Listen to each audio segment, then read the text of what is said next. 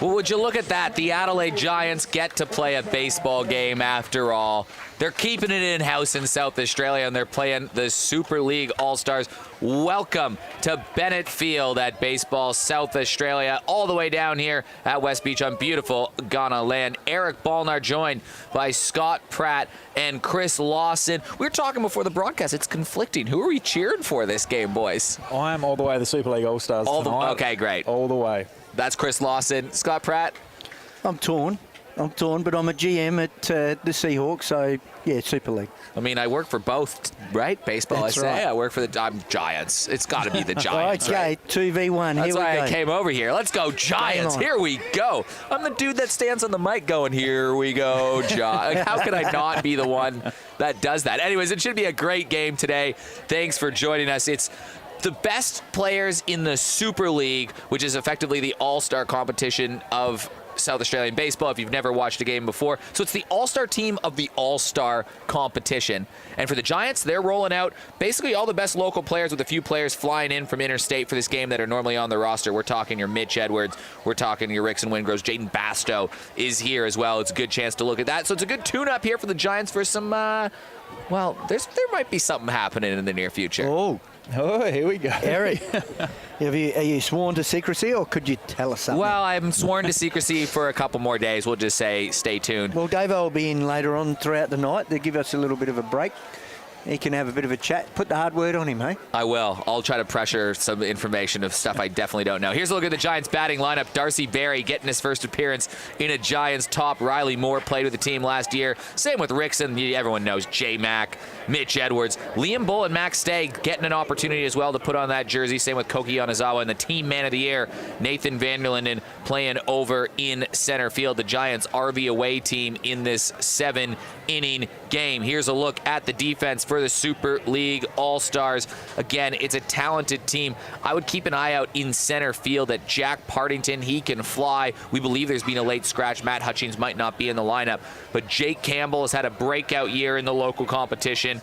And Griffin Weber catching. He's also played games for the Giants before. But the pitcher in this game, and we'll get his numbers a bit later on, is Jordy Gross, who I reckon might be entering the chat a little bit in terms of maybe a Giants appearance and what could be going on later, because he's had some great numbers the last couple years in club ball. He'd have to be knocking on the door for a Giants appearance, definitely. Well, 13-0 last season. This season, probably not up to his standards. He's 4-2 with a 3, but he's a fantastic young player. He's taken his game to another level this year, and I guess we've seen that in Super League too. The fact that he's breaking records in Super League, 3 1/3 innings. How was that night? How do you do that? That's unbelievable. That was the last time we saw him. 3 1/3 Yep. inning. There's a 30 pitch count in Super League, and he goes 3 1/3, 30 pitches, allows just the one hit to start the game. One hit, which we doubled up anyway. It was, the pitch to the minimum. Yep, outstanding. And the rise of him, the rise and the rise. Like, what an outing last year. A great year for him, and then backs it up again, which is great for a young up-and-coming player. The Super League All-Stars taking the field here. Now, fellas, tell me here as baseball players, if you're on the All-Star team, you're playing the Giants here. Obviously, the Giants, the team that represents Adelaide in the Australian Baseball League. If you're on the All-Star team, when you're playing, are you just kind of like a little bit of, all right, let's show these Giants boys that maybe they're not... Most definitely. Can I tell you what this guy would be doing? He'd be chomping at the bit. He would be sitting them back down as quickly as he can. I was fortunate enough to manage one of the teams against the Giants in the All-Star, SABL versus Giants All-Star game.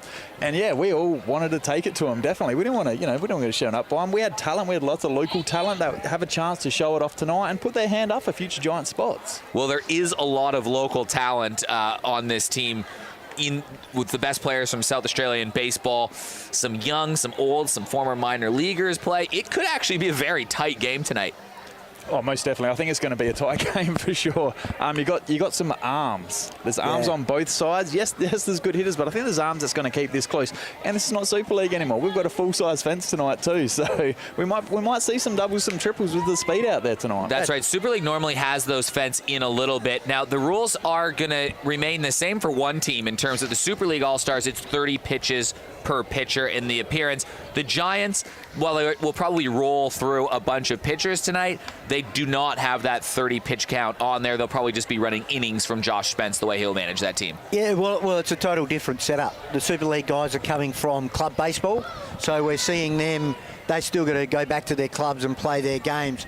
Some guys here for the Giants need to get that hit out. They need to get that time on the hill, and they build themselves up for it. You just know that we'll see Wilkins will come out and Basto. They'll want to get out and get a good hit out and get a good sweat up tonight. Leading off the game is going to be Darcy Berry. It must be cool for him to get an opportunity to wear that Giants uniform. He's committed to go to college, and he'll leave next year. He'll have an opportunity to put on that Giants jersey in the summer and show what he can do. How's the crowd? Yeah, it's a good one out here. Bumper crowd tonight. There is a buzz for sure. This is great.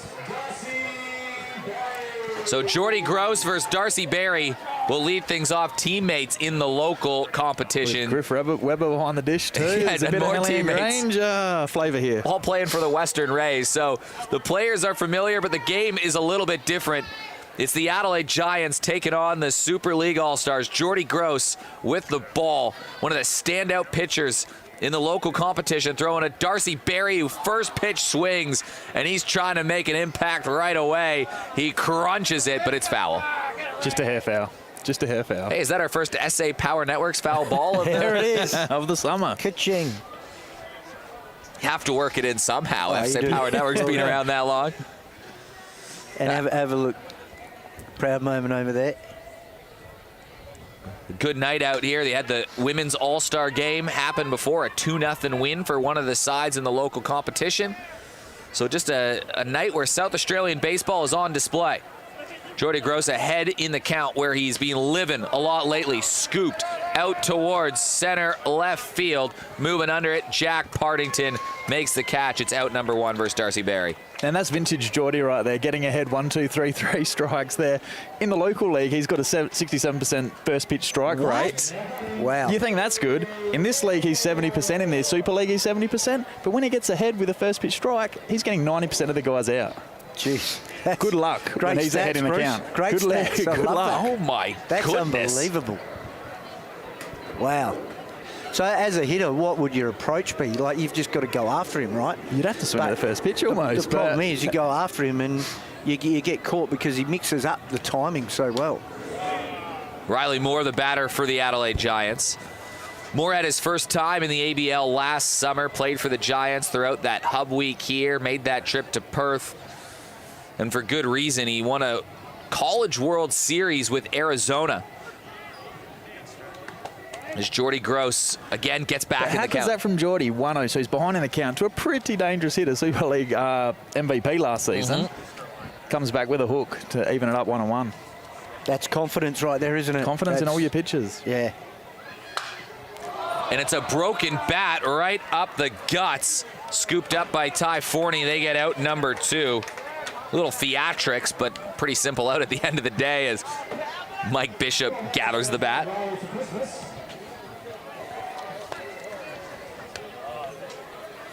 Jordy will be happy to put that one in the on the mantle. Take that as a pitcher, Smokey. You'd like to as a bit of a pride thing to break a few bats. You do feel good, so you do feel good. It definitely bums you out when that ball drops in, though, but when it dies a winner. But yes, it's good to saw someone off every now and again. For me, it was more the end of the bat that they mishit it and hit the end of the bat and broke the bat. On, Rickson Wingrove steps up to plate. He's just got to South Australia only in the last couple weeks. He's just spent the last season playing minor league baseball in the Philadelphia Phillies organization. Played in low A, played down in Florida. He got hot really towards the end of June. He had a couple week stretch where he was mashing some home runs. Yet to get a hit in club ball in his first 3 games, but there's probably a bit of an adjustment when guys are literally in mid-season form, and Rickson hadn't swung a bat in a few months. He gets out of quarantine, comes on a plane, and you're like, all right, Ricks, here you go. Yeah, all the best to you. And the other thing is, what do you think they're going to give him? He ain't going to see many fastballs. No, you're nibbling. And that's the hard thing for him. He's not going to get to see many pitches to drive. And you watch your Jordy nibbling here. Yeah. Could probably afford to nibble. No one on base. Jordan Mcardle standing on deck. Well, you're not really going to give him too much, are you? And that was a good fastball by their 2-1 fastball, but came in and in black, just off the plate, a hair off the plate. If he's going to hit that, he's hitting it foul. He's a guy you do not want to make a mistake to. Wind's starting to pick up a little bit here at West Beach. How good is it to have baseball back here? If you're watching on the Giants page, welcome. There's baseball going on in the local comp, but we know you're missing ABL. Wingrove chops it over to first. Funny hop to Bishop. Underhand throw to Gross. That's a great play. That is a very good play. That extra hop has that little bit of sting to it. To kick up, and that's where you really got to be careful. You can see that as it hits that with a bit of top spin. That was and a you can velo see on that the underarm. there. And then bang. Look at the JSR plumbing replay. That is a great play by Bishop. A great play. And some twinkle toes from Jordy Gross. Last time we saw him, he had 30 pitches in 3 1/3. Yeah, that is ridiculous as Rickson hustled down the line. But we're getting an opportunity now to look at the batting lineup for the Super League All-Stars. And well, I think we've had a late, like really last-minute change since this lineup was posted. Oh, well, look at the Giants' defense first. Why not? Mcardle, Vanderlyn, and Max Stagg. Liam Bull and Darcy Berry. That's the hot corner for Henley and Grange. Koki Yanazawa making his first Giants appearance, throwing a Rickson over at first. Mitch Edwards, the catcher. Riley Yateman finally getting to wear a Giants jersey in a game. We'll have more on him in a second, because Riley Yateman, well, he just signed with the Padres last year. He was on the roster, then he was too young, then he was on the roster, going to pitch in the finals, then there was a lockdown in the middle of the game. He never got to pitch, but he was on the squad all the way last year. This guy's a San Diego Padres prospect, just got back from instructionals. Those numbers a little inflated because of very short appearances in club ball so far, but Riley, I know, so excited to play. And why wouldn't he be? But he's a guy we've watched through this whole process as well, and come through and win the Golden Arm Award last year. And, you know, he's tall, he's lean, he slings it down there. He's got a bit of velo on there. He's going to be something special for sure. And you know he's going to fill out over time, right? You know, and that's obviously going to be part of his progression through. Well, Riley Yateman can finally say he is an Adelaide Giant in his progression, because he's about to deliver a pitch. Batting lineup here, Matt Hutchings a late scratch, so Dylan Ridding takes his place at the top of the lineup. But yeah, look at those numbers. Those are all their club ball stats. Yeah, where do you even begin? Well, it's an all-star batting lineup. Jake Campbell batting 8th in the lineup. That dude's popped like 5 home runs, hitting 316 over at Golden Grove. And just looks like a bowler too. He looks like a gamer. Sean Maple in the middle of the lineup. We'll talk about their stats when they get in the lineup, but he's at 5 and he's been crushing balls. Austin Gallagher, he's an ABL player, batting 3rd. Cesar Perez, a former minor league player. This is a very talented Super League All-Star lineup, and Dylan Ridding will lead things off versus Riley Yateman.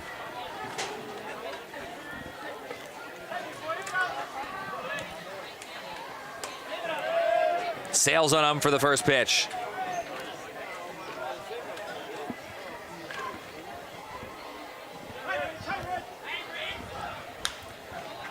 Ridding slashes one off to the right.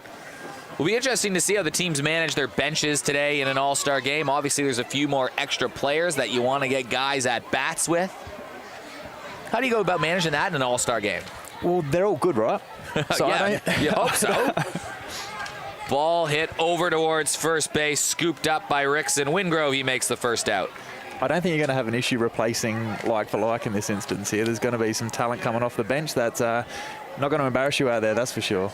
Yeah, that's right. And I think tonight is a showcase piece as well for both teams to get that, every player out to get that opportunity to be in front of everyone. We want to talk about opportunities. The Giants are going to play some exhibition games. This guy might have entered the conversation too in Jack Partington. How's at the start? Did you see him at the start? He's up and about. He just loves his baseball. He does love his baseball. Should we roll off his numbers this year, boys? Yeah, let's do it. Yeah, he's played 10 games. He's hit 2 home runs. He's got 10 RBIs. That's pretty good. The second place person in stolen bases in the South Australian Baseball League has 7 stolen bases, as Partington finds a gap, and he's aboard. And it's probably fitting that he's aboard, because I was just about to say, this dude's got 15 stolen bags in 10 games, leads the competition by a mile, and he's aboard. We've got a pro catcher behind the plate now too. I'd love to see how this unfolds, actually, to see how this inning goes. Pro pitcher, pro catcher. Pro catcher. Pro first batter. baseman and a left-handed batter up here in Austin Gallagher, and another former, long-time 8-year minor leaguer in Austin Gallagher. What a great shield to have too. Like, he's right there. So, yeah, okay, Mr. Partington. 15 stolen base. Here he goes. Partington stealing right away. Down he goes. Jack Partington wastes no time, says, Look at the smile on his face. Yeah. Pro catcher. Oh, I knew we were talking about him. Pro pitcher. Excuse me. Look at this on the run. Take us through the JSR Plumbing replay. Like, Mitch got it off pretty well from behind the plate there. If that was on the money, it would have been a hair closer, but I think Jack just got a tremendous jump. Gallagher chops this one foul. Yeah, probably one of those guys that's saying, all right, I'll put about Giants in town, baby. Let's go. This is what I got. Riley Yateman.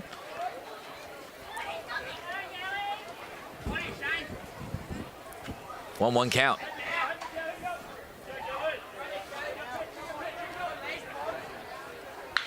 Gallagher scoops down, and he puts it into the outfield. Partington getting the wave around. He's coming with some steam. Play at the plate.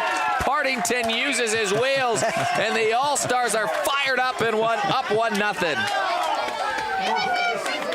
This is entertaining. It is. I love watching Pardo play. Well, we can hear the chat, though, too, from the dugout right next to us from our commentary position. And that is one fired-up dugout in the All-Stars. Right from the get-go. Bam! They're just like, let's go. Let's take them on. Look at the JSR Plumbing replay. Austin Gallagher plays for the Canberra Cavalry in the ABL, so he drives home a run, and look at him fire up the bench. Cesar Perez, he's been a minor league player. Perez hitting 5 home runs, 11 RBIs in 10 games in the local comp, being walked 6 times, hitting .395 for Woodville, who've won 3 straight. And he tries to go opposite field, flared out there. Max Stagg having a look. That one was hit a mile foul. Wasn't it? Yeah. That was a hard oppo power right there. And it doesn't get any easier. Look who's on deck. Sean Maples. Oh, God. Oldest guy on the SABL. Maple off to college soon again. He's on deck.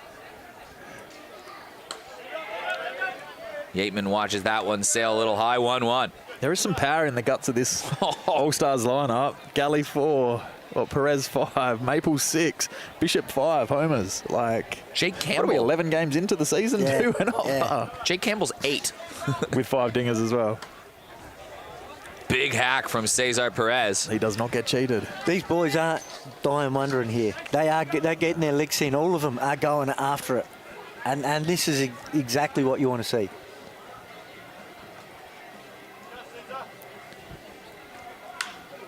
Perez gets a piece of it, flared to right field. Max Stagg has to watch it. It took a funny bounce off that fence, which is just a little bit foul, makes it a 2-2 count. This is also really good for Riley. You know, this is a great opportunity for him to come up against some guys that are high-level quality players that want to go at him. And great learning experience for him. Yeah, I'm sure the Giants selectors will be watching both of these teams very closely tonight. Perez again. He's going opposite field here. He is. He's staying on that. That was a pretty good hook. And they're hit hard. Yeah. That was a good hook. He's not getting, you know, they're not a dying quail, or it's not just slicing off the bat. He's got some power behind that swing.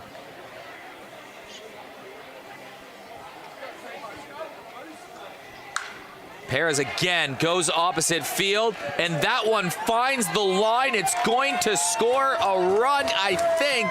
No, Gallagher was getting the wave around, but he was Perez with the double. Gallagher was getting the wave around, and he just lagged into third, saying, all right. He's used to trotting around the bases. First to third right there. First to third, that would have been a big stretch to get in there. But a good at-bat from Cesar Perez, and he's got a double, so it's 2 runners in scoring position versus Riley Yateman. It was an interesting series of pitches there. At some point, you got to come in like he was owning that outside and driving that ball. at some point it's where that, you want to run that two-seam in to get him off the plate or just to keep him away from Definitely to mix it up. With a 2-2 count as well, you also run that risk of going 3-2 and putting yourself in that precarious position of if he's not hitting, I guess he was nailing those outside pitches, Yeah. so you're right, you've got to come in there, but I thought Perez just had a fantastic at-bat. He stayed inside it and he just shot that right field line with about 3 or 4 pitches during that at-bat. Great hitting. Sean Maple has 6 home runs, 14 RBI, hitting .412 in his great start with Hensley. It's a hard hit ball over towards Liam Bull. He was looking for the runner off the bag. Liam Bull, well, to South Australian baseball fans, well, you know what? That's probably a par for the course play for Liam Bull, but that is probably what you're getting if you're a new follower of South Australian baseball watching this game tonight. Well, he's the future right there. Future at third base. I mean, you say he's the future at third base, but I think the Giants' third baseman right now is pretty good, too. Heard of Curtis Mead? Curtis Mead, though, ranked one of the highest-ranked second basemen in all of baseball right now. Oh, no, right. We'll just shift him to second Think and Liam open Bull up that and spot at Bully at third. How about Maple right then? That was 107 off the bat. 107 exit velocity off the bat. Wow. We've got Alec on the track man tonight. Chris Lawson going to help realize some of that stats, but Look at this. 107. He's off to Heston Community College in a couple weeks. Sean Maple. Michael Bishop, hard hit ball up the middle. Scoop by Barry, throw to first. They make the play, but Austin Gallagher drives in Jack Partington, who electrified the crowd early on. We've played one. All-Stars with the early lead. We'll be back. Hilltop Office Supplies are here to provide you with all your stationery, sanitary products and office equipment. We are a local business servicing local communities with the ability to offer you and your business the best prices. We offer a large range of office supplies from pens, ink cartridges and toner to monitors, keyboards and laptops. If you can't see it on our website or in our catalogue, ask us and we'll source it for you. We have a partnership with Kaishira Document Solutions where you will find many leasing options available for these state-of-the-art units and plenty to choose from whether you have 5 or 5,000 employees. We offer businesses a one-stop shop for all cleaning, kitchen and bathroom needs. Check out our website at www.hilltopofficesupplies.com.au. Register your business to stay on top of the latest sales and receive member specials. We are baseball people here to support the baseball community. Back to the ballpark. That's Mitch Neuenborn warming up. Let's head down, though. We've got our sideline reporter, Alex Meldrum, who's joining us for the game. Alex, we're going to throw down to you. You've got a new-timer Giant. I did. He's just wandered off on me, though. Oh, no. So who have I got down here? Here, come up here with me. Have a bit of a chat. Who we got here? Darcy Barry. Darcy Barry. Darcy Barry. All right, this is your first time in the Giants jersey. This is my first time in Giants jersey, yeah. Is it pretty exciting? Yeah, it's nerve-wracking, but yeah, really excited. All right, you see this is a good opportunity to show off your skills to these guys? Yep, absolutely. Fantastic. All right, good luck against these guys. Darcy Barry jumping in there. Rickson Wingrove. Yeah, he's the same. Photo bomb. But the honesty of an 18-year-old, Yeah. it's nerve-wracking. It is nerve-wracking. Chucking on that Giants uniform, it is nerve-wracking. Were you nervous the first time you put the Bite jersey on? Well, definitely. Yeah, I was probably nervous the last time I put the Bite jersey on too. If you don't get those butterflies, I think there's something wrong with you. Got to take it in and... Yeah, you got to play in that very first Bite game back in the day. I did, yeah, fortunate enough to come in relief from Paul Mildren there, and we won that game as well. So, yeah, Nice first work. game, first win. Yeah, that was cool. That was the combination a few years ago, wasn't it, in the Super League, where you had the coach, general manager combination of the guy that started the first game and the guy that ended the first game of the Bite in the new formed ABL. Now, some good times back then. Memories I'll cherish forever, actually, playing for the Bite. So definitely a highlight. And same with these kids today. I'm sure this is a highlight, and it's an opportunity for these young kids that are out here to put themselves in front of Tank and the selectors and say, here I am, make sure I'm on the roster this year, next year, and going forward. Well, looking at this roster right now, coming up to bat is the seasoned veteran, one of the oldest members of this Giants squad today.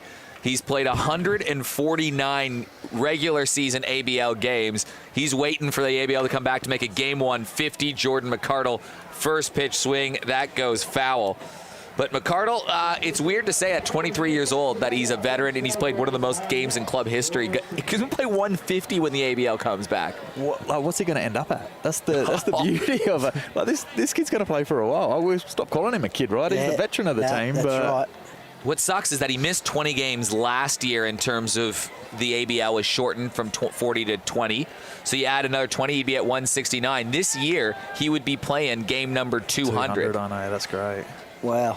I've got some info. I've got to dig it up. Just let me come back to you in a minute. So if it was non-COVID impacted, he would be at game 200. And next year, we would be talking about Jordan Mcardle becoming the all-time leader in games played, passing Steph Welsh. What's Steph Welsh at? 240-something. Okay.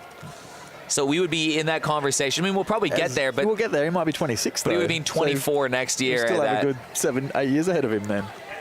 But isn't that wild? Angus Roger at number 2, sitting at 220-something. So Jordan Mcardle, he's going to go down as a legend no matter what way you slice it up here. He's helped the team get to a couple championship games. He's had a couple big years where he's hit over 300. And he's hitting the ball hard out to right field. But you notice the shift being played, and he's going to get thrown out from right field. So he was 17 when he made his debut in Brisbane. Yeah, And, crazy. 17. Yeah, I remember that. I remember that very well. 17 years old. We've had a few teenagers break through the ranks as teenagers. Curtis Mead was 16. He was in Brisbane. He had a home run in like his second game. We should have known. Yeah, Straight away. He goes okay. Mitch Edwards, he's only 21 years old. Played a few years in the minor league system with the Philadelphia Phillies as he swings at the first pitch. A little antsy, chops it over to third. Austin Gallagher makes the play.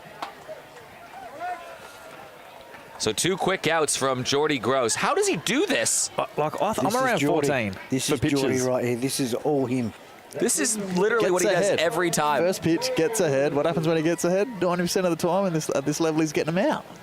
Unbelievable. Jordy Gross, so 14, 15 pitches, somewhere in that realm right now. Liam Bolt, teammates with Jordy Gross over at Henley and Grange. Liam Bolt has been on the radar of the Adelaide Giants for 4 or 5 years now. He busted in the Super League as a 15-year-old. Yep. A few years ago, he's been on state teams. A total gamer. You saw him make that play over at third base earlier. He gets to wear the Giants jersey for the first time and gets his first at-bat. Swings, chops to right field. Cesar Perez trying to find it, and it just scooted into the bullpen. And you can look at the way Jordy's set up there. He's come in with a breaking ball inside, and he's thrown the fastball away at a different speed, and it's just getting the timing of the hitters out every time. It's really crafty. It's great to see. It's good to watch. Yeah. And now he's ahead of the count, 0-2. This is what Jordy Gross does.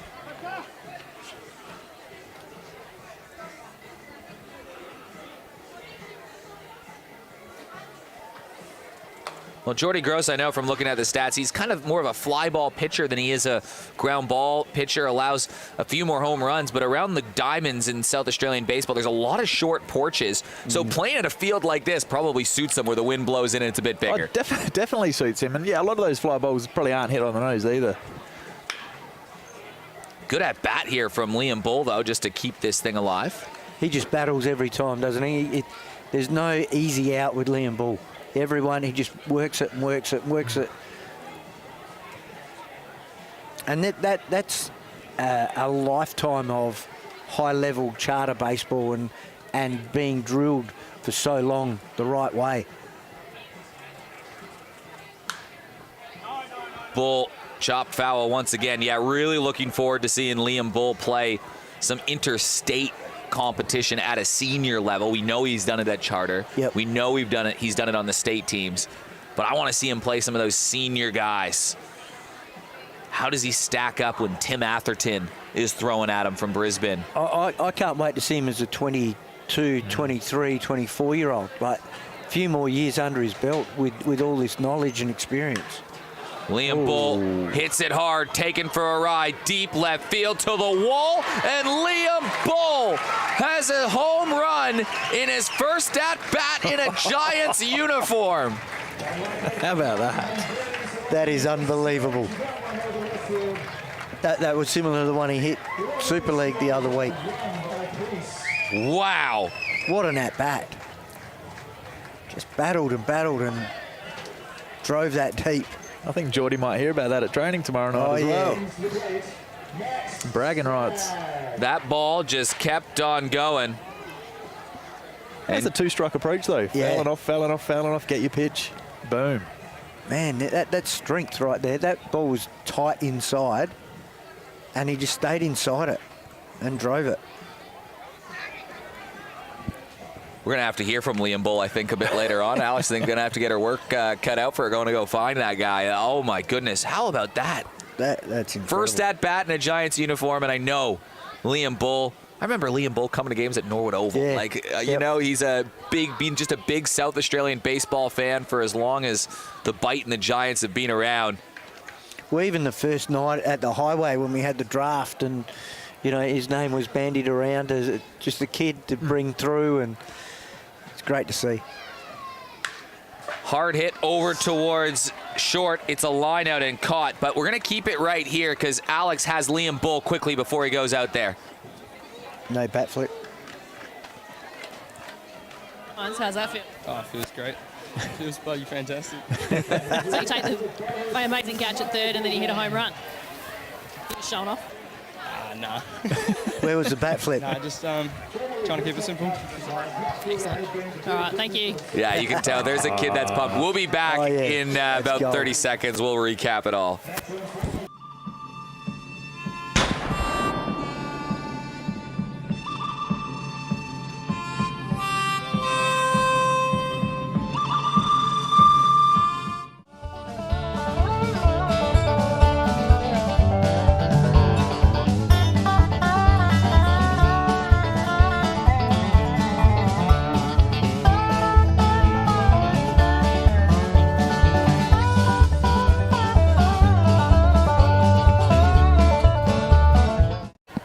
Well, Liam Bull just absolutely crushed a home run. Look at a good little crowd here. Got to see Liam Bull in his first at-bat as an Adelaide Giant. Goodbye baseball. Nah.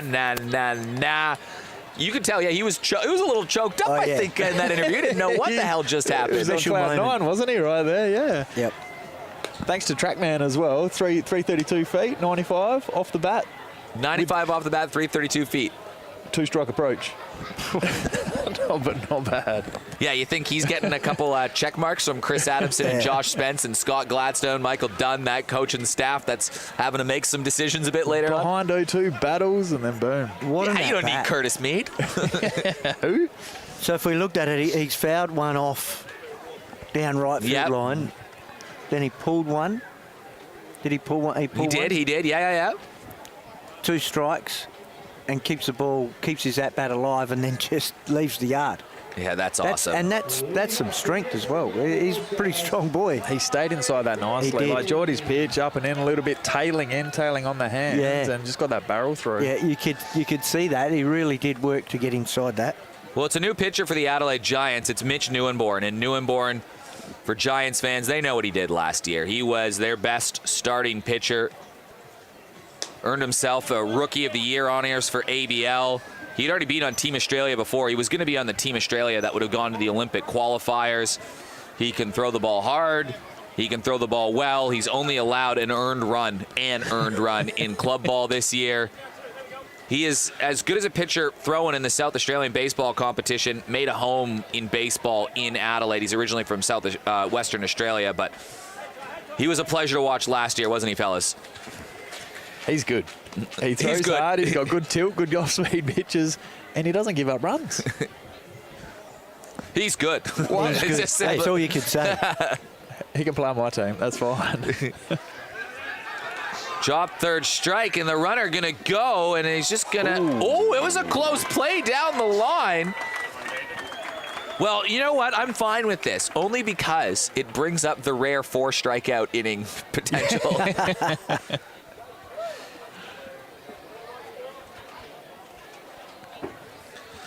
But that is certainly something that will go on Chris Adamson's list. We know he loves that. Coaching staff loves to keep track of free bases.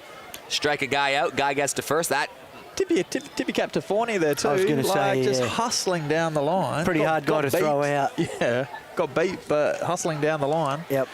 Jake Campbell, a South Australian that's been fantastic to watch this season. He's done it in Super League. Remember, he had the 3-for-3 game, hit the Grand Slam, and I cruelly denied him of the MVP with the deciding vote, and I felt the wrath on social media. Oh, that's all right.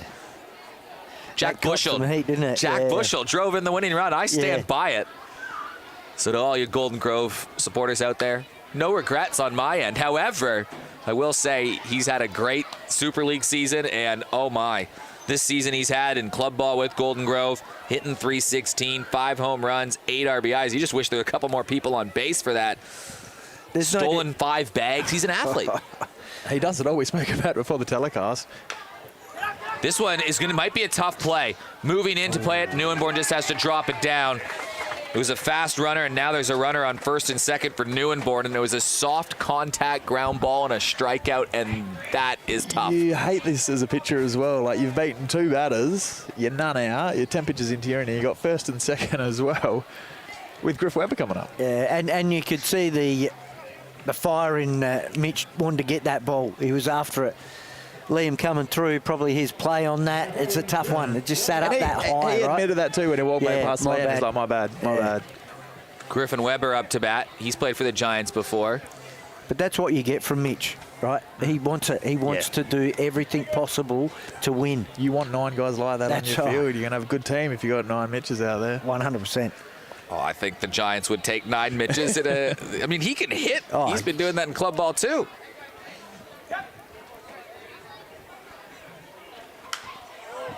That's got some velo right there.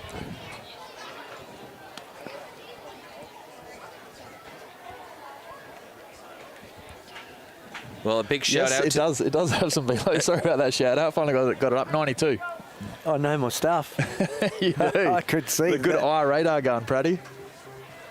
Sorry, Eric. No, I was just going to say a big shout out to the Mitch Neuenborn fan club that I know is watching in West Coast United States. I'm sure they're watching right now. Mitch's partner lives out there, and they've been kept apart during this pandemic. That, I know, has been hard for both of them, but you see the support every game for Mitch, so I know that she's watching. So a shout out to the Mitch Neuenborn fan club out in the West Coast.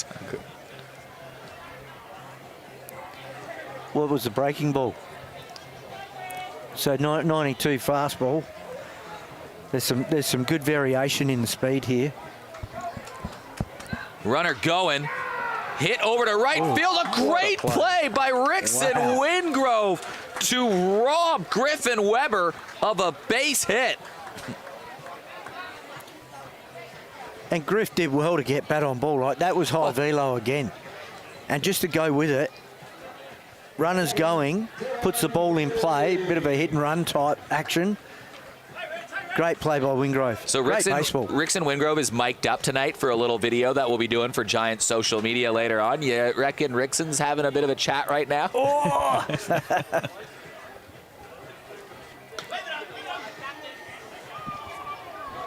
Back to the top of the lineup with Dylan Ridding. So Praddy curveball velo, 78. So we've got a 14 mile per hour differential there. That's nasty. So why is that challenging as a hitter? Well, first of all, you set for the fastball at 92. 93. Okay, 93. So he's hitting 93 now. He's just warming up. So you set for a 93 mile an hour fastball, right? Okay, you're hitting off that, and then all of a sudden he throws a 78 breaking ball. So you can't adjust to that. It's almost impossible with a hook that's got some funk to it. Like, it's not just rolling in there. Scoop down towards right field. Stagg having a look. Oh, that was just foul. Wow. Jeepers.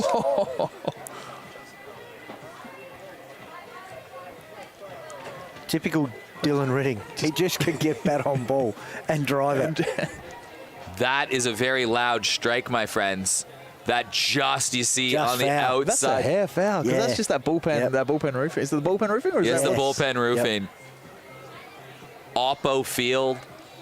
Ridding having a good year at Sturt Baseball Club. Fouls this away, and that had some heat coming How's at that? it, too. Just back-to-back fastballs. Just bang. I'll take Do it you on. again. Do it again. 93. I challenge you. I want to see the hook now. This is so close. Only it must be a hair foul. Yeah, it's just a hair foul. It hits that outfield fence. Oh my. Or the bullpen shade cover. Long at bat for Dylan Ridding, very similar to the one that Liam Bull had earlier, where he had a home run to tie this game at 1. Jammed again. Lives to fight another pitch. Runners on second and third with 1 out.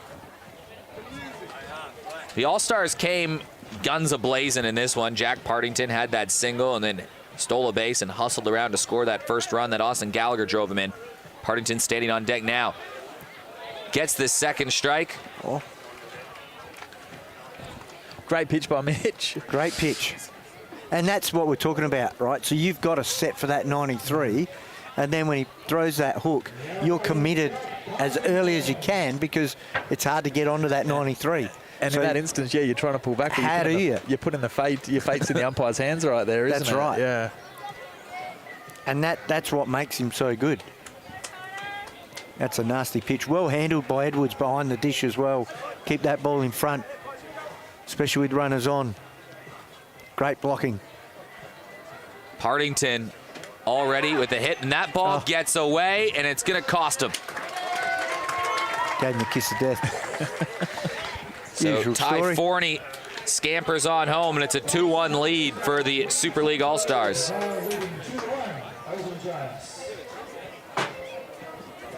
We'll get a look at it in the JSR Plumbing replay in a minute. At that speed, that's sort of something that you think you can get through and pick that coming through that. It's not sort of something that you're going to spin around to block. You're also not easy to have that time at a 93 mile an hour fastball that you're turning across to get around that, to keep it in front of you. That's you know, something you work on trying to pick that. Did you want to block 93 mile an hour fastballs, Brady? I'd be You want to see I'd be some getting out of scars? I've there. got a couple of bruises that just haven't ever healed. Just outside. You would have caught some velo in your time. Obviously, Chunky and Fidji, when they were back in their prime, they were getting it up there. Yeah, we had Jesus Martinez with the Dodgers. He went on. Isn't that Pedro's brother? Pedro's cousin. There's a few Martinez. Hit out towards right field. Moving back on it, and it's caught. Oh, it's bobbled. Bobbled by Stagg trying to make the play, so Jack Partington hustling for 3. Pardo's driven in a run. He's continued his big game, and it's 3-1 All-Stars. That just kept going. That just kept driving back and back and back and making it very hard out there for, we got Van der Linden at centre field and Max Stagg. Like, you can see how far in they are, but he's just drifting a little right there, and it just keeps going and going and going. Off the bat, that looked like it was going to dead centre too, and Yeah. you're right, it just... It's almost like it sliced a little, and Partington sort of slow to get out of the box and then turn the burners on. Well, Partington's off to a pretty good start. Tough part for Mitch Neuenborn is he struck out the first batter of the inning. He's done nothing wrong. Yeah, he should have been out of the inning, right? Like, he struck out the first batter as a drop third strike. Then there was the pass ball that also scored the run. There was that soft hit line down the third baseline. Yeah. He's had 3 outs this inning, Well, and you could say 4 outs even if you wanted to be.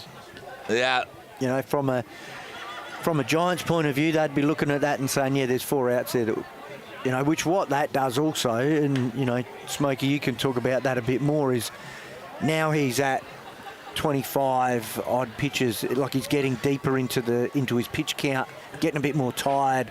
That 92, 93 doesn't have that much effective stuff on it anymore. No, you're right. He's a guy that's, he's max effort when he's only going out here for an inning or two as well. He's going to be max effort out here, lighting up the radar gun 92 again just there. So he's consistently peppering those low 90s. And you're right, that 25, 26 pitch of an inning, you don't practice for that. It's the fatigue of that inning, that high intensity pitches that wears on you.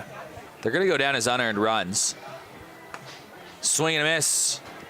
But it's also the mental side, and what's been really good with Mitch is he's just kept his cool, come back, knows his stuff, throws his stuff, and stays in the battle as well.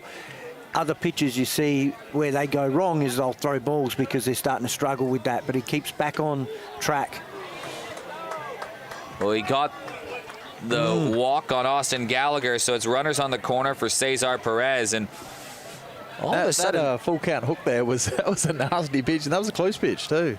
And a less experienced hitter would be swing. Wow. It's a good pitch. I think it beat Gully. I think he just put his head down, threw the bat, and hoped he didn't call a strike. Cesar Perez already has a double today.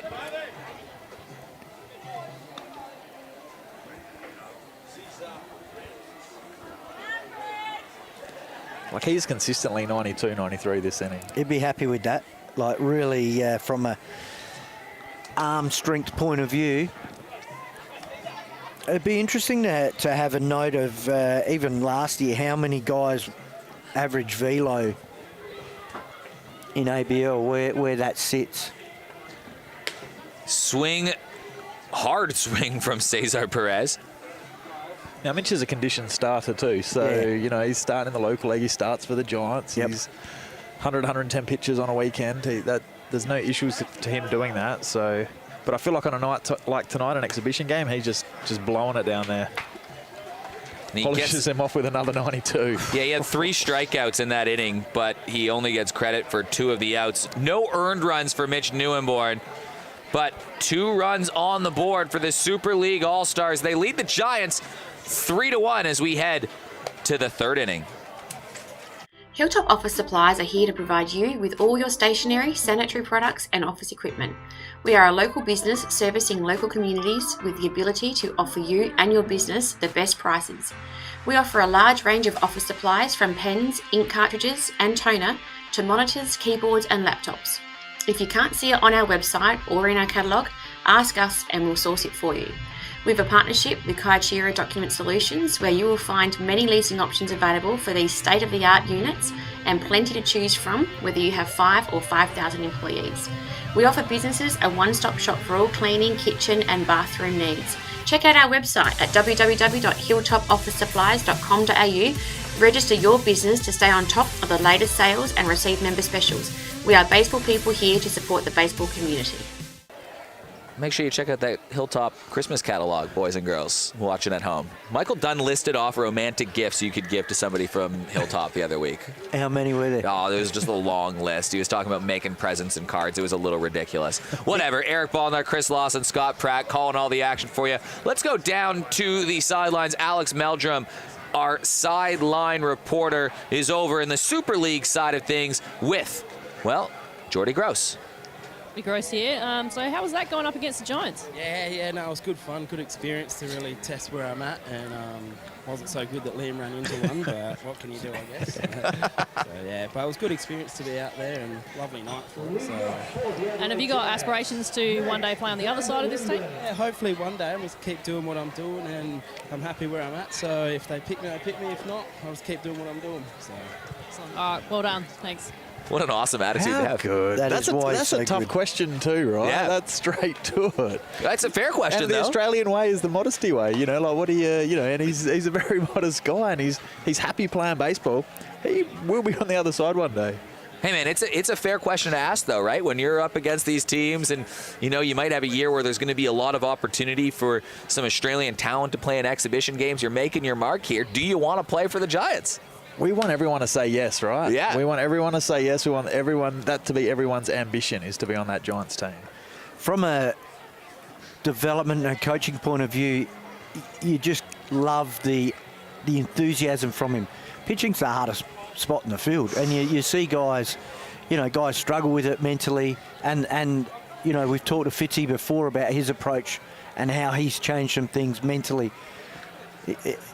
Grossi just goes about it, just loves it. You know, Partington, they love it. They just, their approach is just about loving and want to take the game on. And that's a great tip for everyone in the game. Meanwhile, a hit by pitch, Nathan Vanderlinden standing in there. There's a new pitcher in the game. It's the other Riley Moore. The same spelling, same whatever as the Riley Moore and the Giants. He's pitching right now. Oh my God, we could have a Riley Moore to Riley Moore showdown in just a couple batters. Please let this happen. But Riley Moore, he just came over from Western Australia. He's from America. He pitched against the for the Brisbane Bandits last year in exhibition games versus the Perth Heat. But yeah, Vanderlinden now standing on base. Giants don't have too long of a bench, by the way. So no, we hope Nate's all right over here. By the way, how good. You saw that shot before. Those Derrimit helmet stickers look on the side of those helmets. They look all right, don't they? New sponsor of the Giants. Yeah, that's going to sting a little bit. Oh, yeah, that's not good. Michael Bishop helping him out a little bit over at first base. Well, they're all friends. Koki Yonezawa. Here's a cool little story. Koki Yonezawa got his first Super League start last week. How'd he go? 3 for 3, won the Miniga Bank Player of the Game award. Another young player gets an opportunity in the lineup, taking the place of Mitch Lightbody. Lightbody suspended. He is. He's not going to be here tonight, but yeah, what we say, yeah, Koki got that chance last week, made the most of it. Getting the opportunity tonight, make the most of it. Make the most of your opportunities. He's got a 2-0 count working against Riley Moore, and this one up a little inside. Riley Moore hadn't pitched in a while. He had a couple tough first Super League outings, but those last couple performances for Kensington have been very good, including one over the weekend where they ended up knocking off a pretty strong Henley and Grange team. He stitched up one of the early season favourites in Henley and Grange with that deep lineup that they have. So he's a fastball guy. Unfortunately, on that pitch they hit Nay was 85-86 with the slider cutter as well, and he relies on his off-speed pitches. And I guess for him coming into South Australian baseball, you got to have some time to adjust and understand the league. And, you know, you get some guys that come in and don't know where the league's at. And so you don't know where to set yourself. While you go out 100 miles an hour, you still got to understand what the league is. And some guys, and I'm not saying Riley did, but you just got to find your feet. Now all of a sudden he goes, okay, so it's up here, right? So this is where I got to go. And so I think that was the first, month is just hey, where are we at here? And I think we'll see a lot more out of him. He's got some really good stuff, like you said, Smokey. If he's stitching up that Henley and Grange lineup on the weekend like he did, I think he's going to be all right. Yeah. He's going to be good for Kensington. Gets a first pitch strike against Darcy Berry, who's on that Kensington or that Henley and Grange lineup. I got knocked off by Kensington. Kensington has knocked off Henley and Grange twice this year. Henley and Grange has lost 3 games on the season. A couple of blemishes on Geordie Gross's line. Kensington and Kensington. That's it. I know that those teams were fired up to play against each other. Some player movement between them over the season. Kosei Suzuki was on Henley and Grange. And then Henley and Grange went on over, brought Darcy Berry, and then also Bass Noy from Kensington. And then all of a sudden Kosei said, okay, guess he's transferring over to Henley and Grange, and he's hit home runs against them. He's had big games versus former team. Another good up and young and coming player. Swing and a miss, so the first out from Riley Moore with runners on first and second, and now we get the showdown. Riley Moore versus Riley Moore. Who you got? I'm tipping Riley Moore. You can't lose, right?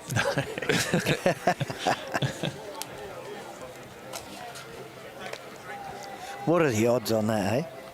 Yeah, Riley Moore versus Riley Moore. In a big moment here, because hitter Riley Moore has a chance to tie the game with runners on first and second. And if he can deposit one over the fence, well, he's put the Giants in front. Riley Moore, a few hits last year for the Giants. This Riley Moore, not the other Riley Moore. He hit a long one at Super League the other week. You can't even call him Riley 1 and Riley 2. Because that gets confusing. Riley P. Moore and Riley Seymour.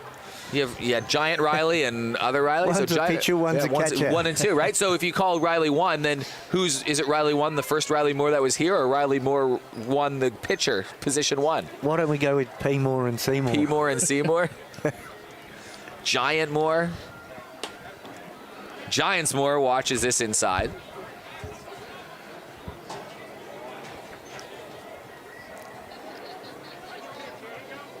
Supermore.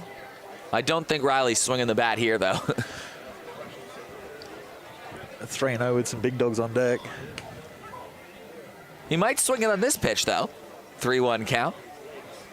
Hitters count, runners on first and second. Giants trying to get back in the ball game. The All-Stars have come out punching. There's a bunch of kids on the hill right now. That's awesome to see. Isn't it? Send it over there. Swings it hard. Riley Moore off Riley Moore. This is back to the wall, and oh, it's caught at the wall. Dylan Ridding makes a tremendous grab over the shoulder as Riley Moore tried to take Riley Moore for a ride. Ridge was pretty cool out there going back for that too. I wasn't sure. He hit that hard too. Just under it.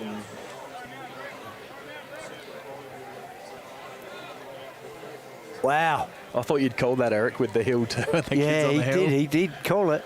How's the catch by Ridding? Going back one way, turns the other, still under control. Calm. Right on the warning track. Wingrove grounded out in his first at-bat. He likes to drive in some runs. Now he's got a runner on first and a runner on third. Koki Yanazawa does have some speed. We'll see if he decides to make a move. And that one slips away, and he's in a rundown. Now they're going to try to get the play at home, and they score the run. They score the run with the runner caught in the rundown, and Koki Yanazawa slides into third. So it's heads-up base running from Nathan Vanderlinden at third, who decided to bolt as Koki was in the rundown.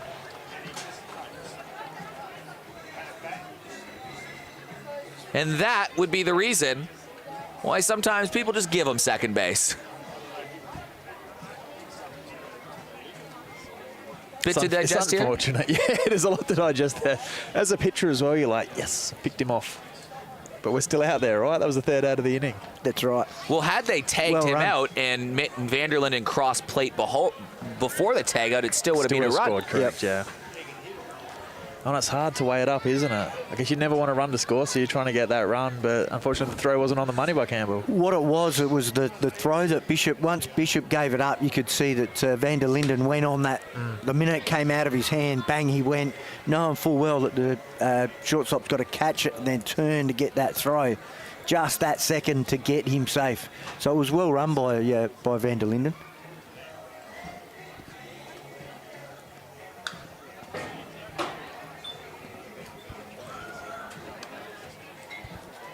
Yeah, so probably a good job from Yanazawa to slow down.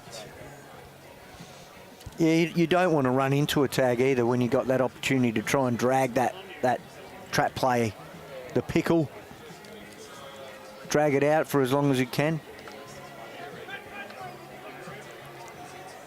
Weber blocks the pitch, but it runs the count full. So Yanazawa is now standing at third. Well, he would have scored anyways if there was a base hit, but he'll get a jump regardless.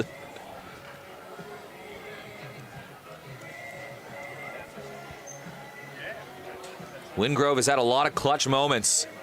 This will be another one. And he hits it hard over towards center left field. Ridding's had to make a couple plays in the inning, and he makes this one as well.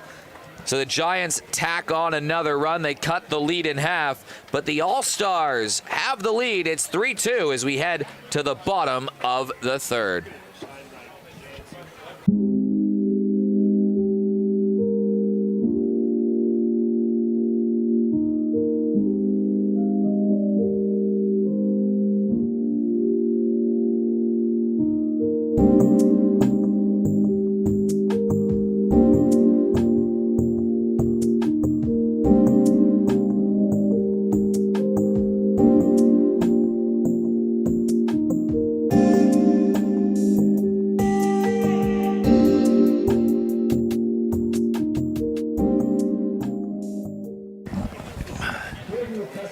that stuff happens when it's almost a full moon. Can we say that? I don't know. Either way, it's been a fun one so far, hasn't it? The All-Stars have come out guns a-blazing. Partington has used his speed to account for a couple runs. He scored in the first, and then even though Mitch Neuenborn had 4 outs in the second inning, the All-Stars ended up scoring 3. Then the Giants tried to push back. They did score a run in the last inning. Let's go down to our sideline reporter in Alex Meldrum. Alex, who you got for us? I've got Jack Partington here. Playing all right. Yeah, going all right. We're just trying to stay in the game. We're trying to get up tonight. So, yeah, just trying to put the bat on ball, keep it simple for all of us and score some runs and make it a good ball game for everyone. So, It feels good to be playing against the Giants. yeah, it's good to just play against good competition. You know, the best guys that are out here at the moment. So, yeah, no, it's good. Excellent. Are you guys going to take this one out? Yeah, got a good feeling. There's good energy in this dugout, so I reckon we might. Who knows? Excellent. Thank you. I love him. I love it. People love him, and now a new pitcher on the mound. Jaden Basto making his debut for the Giants, has flown in all the way from Sydney for the game. He gets his appearance for the Giants for the first time. What can you tell us about him, Eric?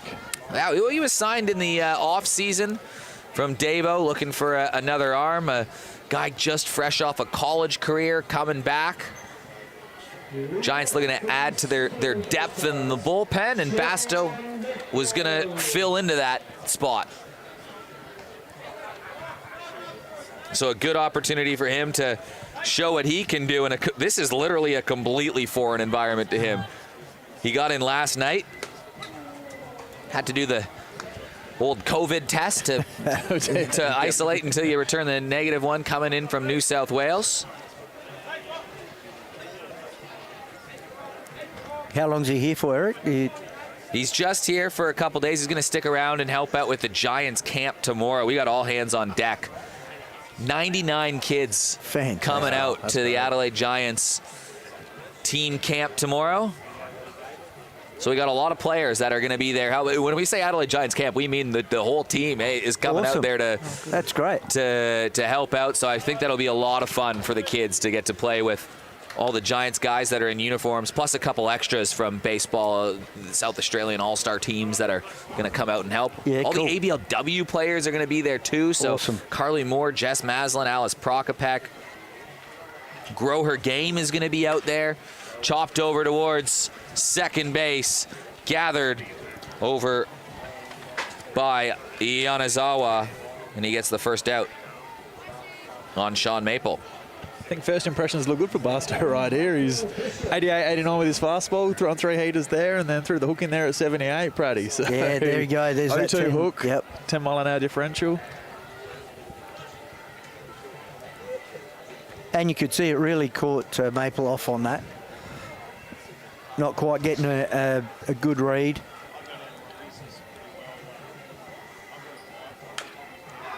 Little That's a chop good shot pitch. over towards second. Yanazawa playing pretty good. He's been busy over there, and he's made back-to-back plays. I like that pitch. Oh, he's setting for caught him. fastball right there. And it just came out nicely. So Jaden Basto getting some passing grades early on. Ty Forney, the batter. He has been so consistent at Adelaide over the last few years, hasn't he? Always around that 350 mark. Well, I think he went 4 for 4 on the think he weekend. went 5 didn't for he? 5 on the five. weekend. Sorry, my bad. 5 for 5. That's impressive. Adelaide's starting to play some better baseball lately, too. They're a young team. Glenelg winning some games, too. No, there's no They easy are. wins They're right 3-4 now. lately. Yep, 89 Praddy, that one. That started to get up there. You could see he started to let that get himself loose and come with that fastball I have no away. doubt he's a 90, low 90s Yeah. guy right here. Even that upper 80 velo plays. It was a hard 89 too. It was just, Looks heavy, just doesn't it? bam, came through. There's no fuss too on the mound. He's from the stretch. It's a very compact delivery. So there's 2 fastballs, bang, bang, right there. And they're heavy. What would you be feeling like if you're just that new guy coming in? I mean, this is one of the first time. He knows some of the guys, obviously, from playing with them around, but first time in a Giants uniform, first time at the stadium competing in this game, just out of getting your COVID test, walk in here. I mean, I got to see him right when he walked in the ballpark, and he just seemed kind of dialed in. You want to make an impression. Look, you rock up here and you see there's a good crowd, there's a good atmosphere. This is impressive, and you want to be a part of that. You know, as a player, you want to be in. Oh, that one just slipped from his hands. I think Basto quick to go there, just slipping, and it's a big clunk off the helmet of Ty Forney. So it'd be interesting to know what work has he been able to get in. You know, this would probably be his first outing to batters, right? Well, it's in New South Wales. They're only just now returning back to playing club ball. Okay, that was my question. Yeah, where are they just started. We're so fortunate here in SA, aren't we? Yeah. We haven't missed anything over the last 2 years, really. No, we've been really lucky, yeah. We missed that final series. We did. There wasn't a grand final. There wasn't a grand final, and Kensington won. Yeah, that was a weird one when it all came. It turns out it goes down to the final day of the regular season, and nobody knew about it. But yeah, we've been very lucky. Didn't really miss anything last year. We had that November lockdown that wiped out a couple rounds of games. Yep. So yeah, you know, you've got to find some time to get that feel right. Edwards trying to test the throw down the first base line. Take it easy on Ty. Just took one off the dome right there. Yeah. Yeah, no kidding. Picking him at first.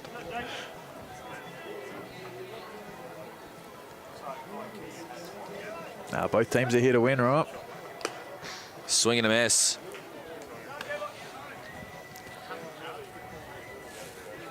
I think we'll have fun watching Jaden Basto over the summer.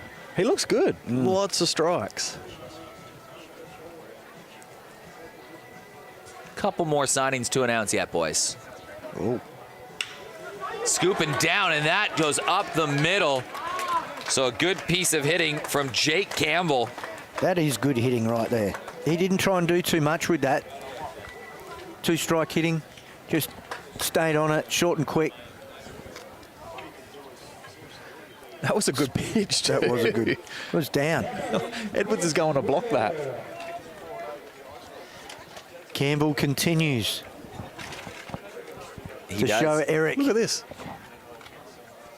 Wow. But he's right on it. Like, just eyes right on it. Followed it all the way through. Campbell has scored, and he now has 2 hits. He's got the infield hit and the single up the middle. Golden Grove fans, where you at?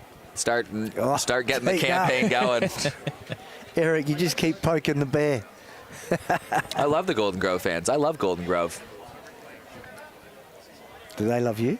Well, not recently. Problem is like if you were to end the game right now, I mean, Jack Partington is going crazy too. Oh, just fan favourite. Fan favorite. Is Pardo's down as a hit? Yeah. Second one, triple in the gap. Yep.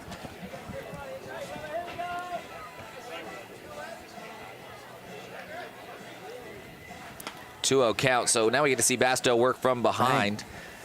Just came in with that with the high heater. Look, he didn't miss on that early fastball either. He's right around the mark. Like,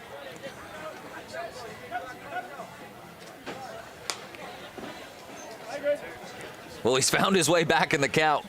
2-2. He has with just some Jed. just pounding. He's not making bad pitches. We've got runners on base. One slipped out of his hand. Yeah. The curveball was a good pitch. Before this, Mitch Newenborn allowed a couple runs, but it wasn't really his fault. They're going to go down as unearned. That slips away. Edwards eats it. 2 runners in scoring position for the All-Stars who have scored in the first 2 innings so far, trying to make it a third. And now they've got pressure on the base paths. I think that's just a raw arm at the moment. That's all it is. I think there's a bit more in the tank. Oh, well and truly.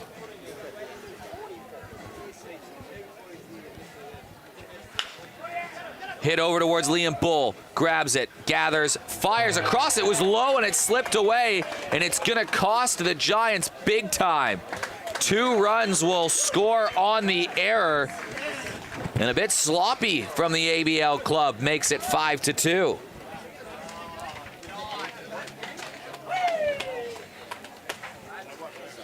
And you don't see that very often from Liam. It's normally a polished performance, and Rickson just missed that pick as well. It's not Rickson at first. I know. Who is that at first? Yeah, it looks like Blake Farr's moved over to first base. Okay. Where's Rickson moved to? Is he just out of the game? Or just giving Farr some opportunity?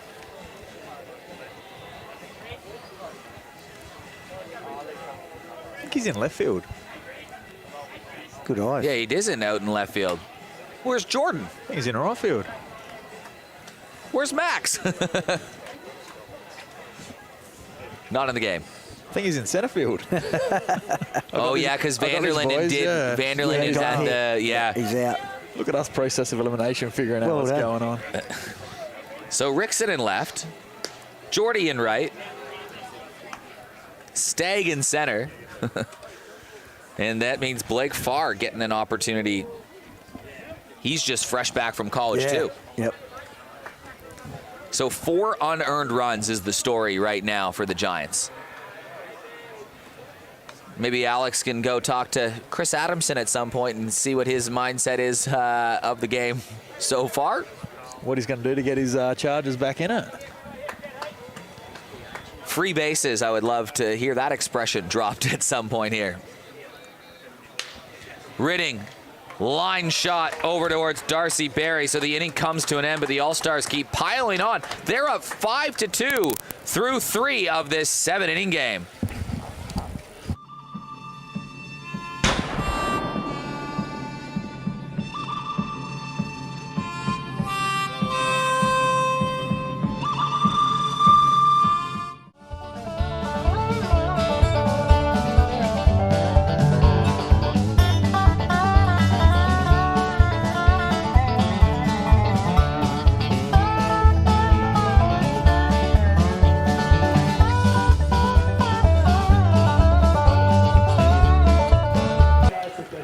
How good is this to see the kids all back in the ballpark? Oh no, rolling down the hill. I love it. It feels like it's summertime again. We're supposed to be having literally a Giant series right now. No ABL this year, but it is good that we can get the best talent in one place. The kids are loving it. It's a decent crowd out here too. Look at that on the picture right there. Yeah, thank you so much for tuning in as well. We have a really nice crowd tuning in online from all over the world. It's pretty cool. It's baseball, Eric. Baseball's cool. Well, Will Corticus gets to get his chance to show what he can do on the mound. He'll be the second pitcher of the day. Game started off with a nice performance from Jordy Gross, just allowed the 1 home run, and then Riley Moore came in, and now Will Corticus from West Torrance Baseball Club. He's actually pitched for the Giants before, then had that big arm injury. He's worked his way back. This year looks stronger than last. You're right. He's the young kid. He's had that exposure with the Giants already, and I have no doubt that if you were to ask him that question, would you want to be on the other side? His answer would be yes to that. No doubt he wants to be playing for the Giants in the near future, and outings like this are auditions for those future spots on the team. He's had a decent season with West Torrance. He's been pairing up with Mitch Neuenborn as that 1-2 combination for West Torrance, and they're going pretty good. They're going all right. It's a 3-man combo down there. Nate Vanderlinden as well is down there shutting guys out as well. So it's not a bad 1-2-3 there, and we're pretty happy to have all 3 of them on the Western Rays too. It seems like that's what they do at West Torrance is they start one of Corticus or Neuenborn, and then they have Vanderlinden ready to go with that 2-3 innings of relief, and it's a formula that I don't think they need to change. What are they, 10-1, 9-1? 9-1, yeah. Sitting top of the table right now. What a recovery from Will from his injury. Yep. And just, was in his early days, one of the up-and-coming stars in baseball, and unfortunately hurt himself. It took a while to come back, a long time, but stayed around the game and just hung around, and it's great to see that he's come out firing. Jordan Mcardle grounded out to right field in his last at-bat. Yeah, how's that? Thrown out 9-3. I remember his comeback game last year at Super League, and it was not pretty. You'd see he's a bit frustrated, but it's like, mate, this is your opportunity to get some time in. You'll get better over time. Use it as a good experience for you. And you just, he's a quality player. He's always going to find his form at some stage. Just get back out here and do his work. But it's great to see him 12 months on now. Oh, yeah. Too. And just the confidence he has on the bump. That ball went straight in the middle of a softball game happening over at Diamond One. Could not be more square in the center. Millie Fidge would probably catch that in between throwing a pitch. She probably would. She's an animal just like her dad on the baseball field. Oh, my God.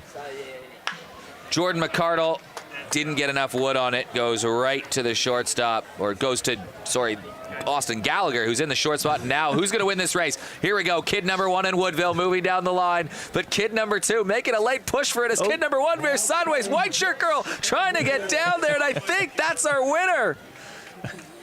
The 11-1 odd favorite came through late. A legal roll by the white shirt. The race. A legal roll? You're calling a legal roll? Yeah. Are we going to review? When head first. Got to go side on. Well, the leader veered to the side. That was just, you know. We need to get you calling the horses. We do. Well, I guarantee you tomorrow, most of those Woodville kids will be at the Giants clinic tomorrow. We can find out what happened. Is it a sold out affair? Sold out completely. I got a text message asking any latecomers from Lauren out at Goodwood, and unfortunately can't get in. Yeah. Booked out. Yeah, it is. Wow. It is sold out. We sold out. It was very popular right off the bat. That's awesome. And so there'll be one back in January, wouldn't there? Yeah, we'll do another one in January. Yeah, it'll be fun. So get on board with that. It'll there be you go, Lauren. Yeah, unfortunately we're all booked out. That's a good thing. Overcapacity, if anything. Now, but definitely book in early for those ones. Happening down at Weagle Oval, home of the Adelaide Angels Baseball Club tomorrow. They got a good facility down there. It'll be pretty fun. But we will do another one in January for sure, and it'll be leading into it'll be leading into something. Teasing us, Eric. Fouled away back towards the softball field again. Again, that was very close to hurting someone over there. I know. How do you even... Yeah. If you haven't been to West Beach before, we're what? 30, 40 meters from the field? With a lineup full of lefties. And that's where you wouldn't park your car. If there was a car park there, you wouldn't park your car. No. Well, a base on balls for Mitch Edwards. So Liam Bull, 1 for 1 with the home run. That was a long shot off Jordy Gross back in the second inning.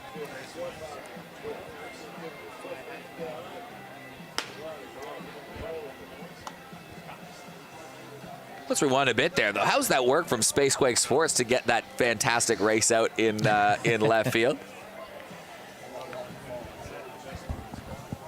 Producer Brandon all over it. Producer Brandon. The big B.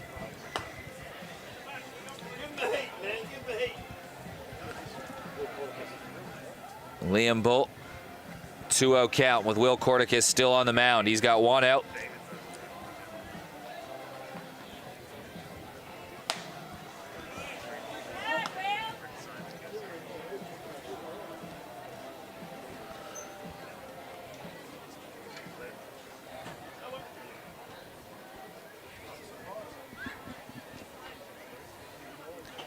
Five runs from the All-Stars. Giants chasing a run. 4 unearned runs. 1 on a drop third strike. That proved costly. And a throwing error from Darcy Berry.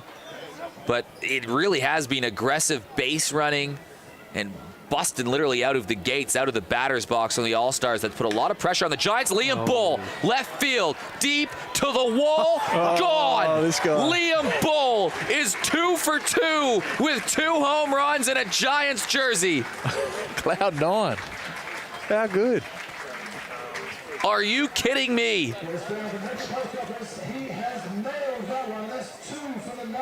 You think he's putting his best foot forward? He certainly is. Excuse me, Liam Bull?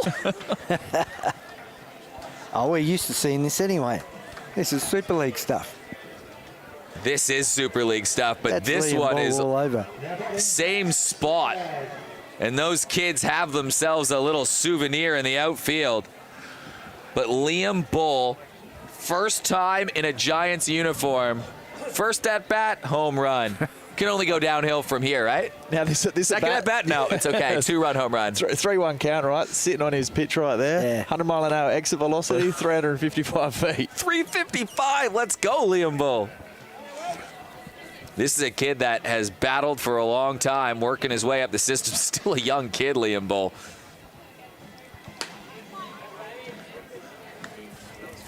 Max Stagg still getting the at-bat in the lineup. Yeah. You have to. It's an exhibit. It's an all-star game. He started in the lineup. He did. Yeah, but he's been moved out of the defensive lineup. He just got moved across to center field. Max Stagg? Oh, yeah, he did. Well, that makes sense then. You got me. So Max Stagg still in the lineup, which means he's still going to bat. So should be. It's Nathan Vanderlyn then that has been removed. Unfortunately, yes. Hopefully he's okay. Yeah, whoops. My bad, boys.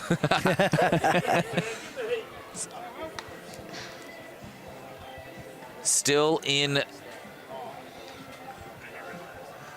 But Liam Bull, his second home run, he's accounted for 3 RBIs. And that was a big one off Will Corticus moments ago.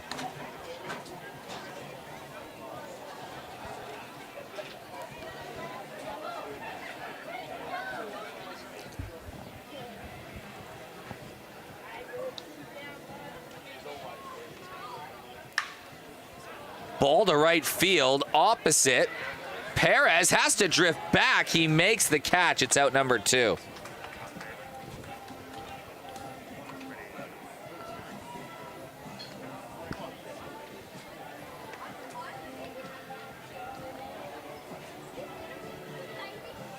That's going to be fun on the highlight reel. Oh, yeah. Liam Bull.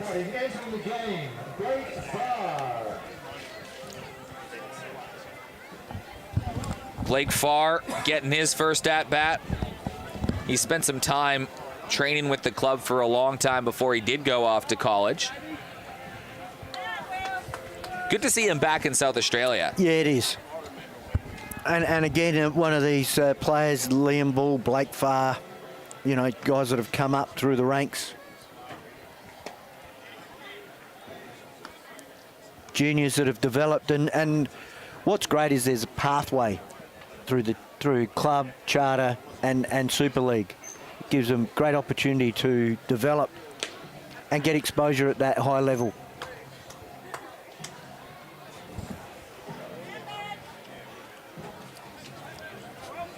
And you have this part of the lineup with Max Stagg, Blake Farr, and Yonezawa that are getting those chances right now. Giants have got themselves back in the ball game. They've been behind the whole time. They're down 1-0, tied it at 1-1 with a Liam Bull home run. Went down 3-1 to the All-Stars and then made it 3-2. And then down 5-2 off a couple unearned runs. Make it 5-4. Liam Bull accounted for most of the offense tonight. Blake Farr was on his way to first base, but that gets called a strike. Now, Will's got some good stuff here. That late 2-seaming fastball, nip and bat over the plate.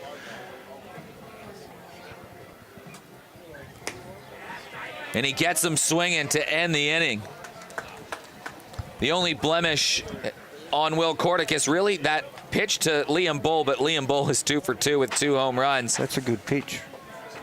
He gets them swinging, Blake Farr.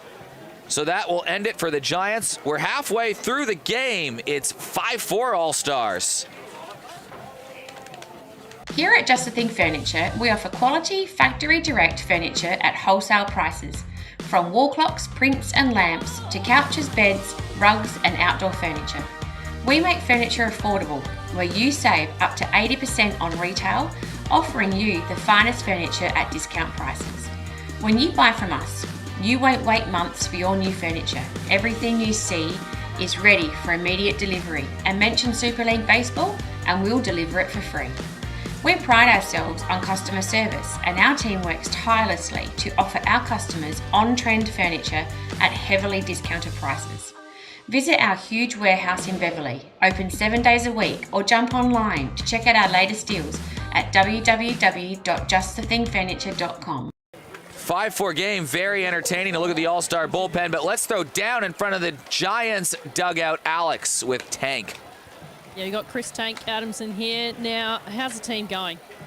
They're going well. It's good to be back out and moving around as a group. It's been fun, and some kids doing some good things out there, so it's fun to watch. And how good is it to see someone like Liam Ball come up and just smash 2 of them?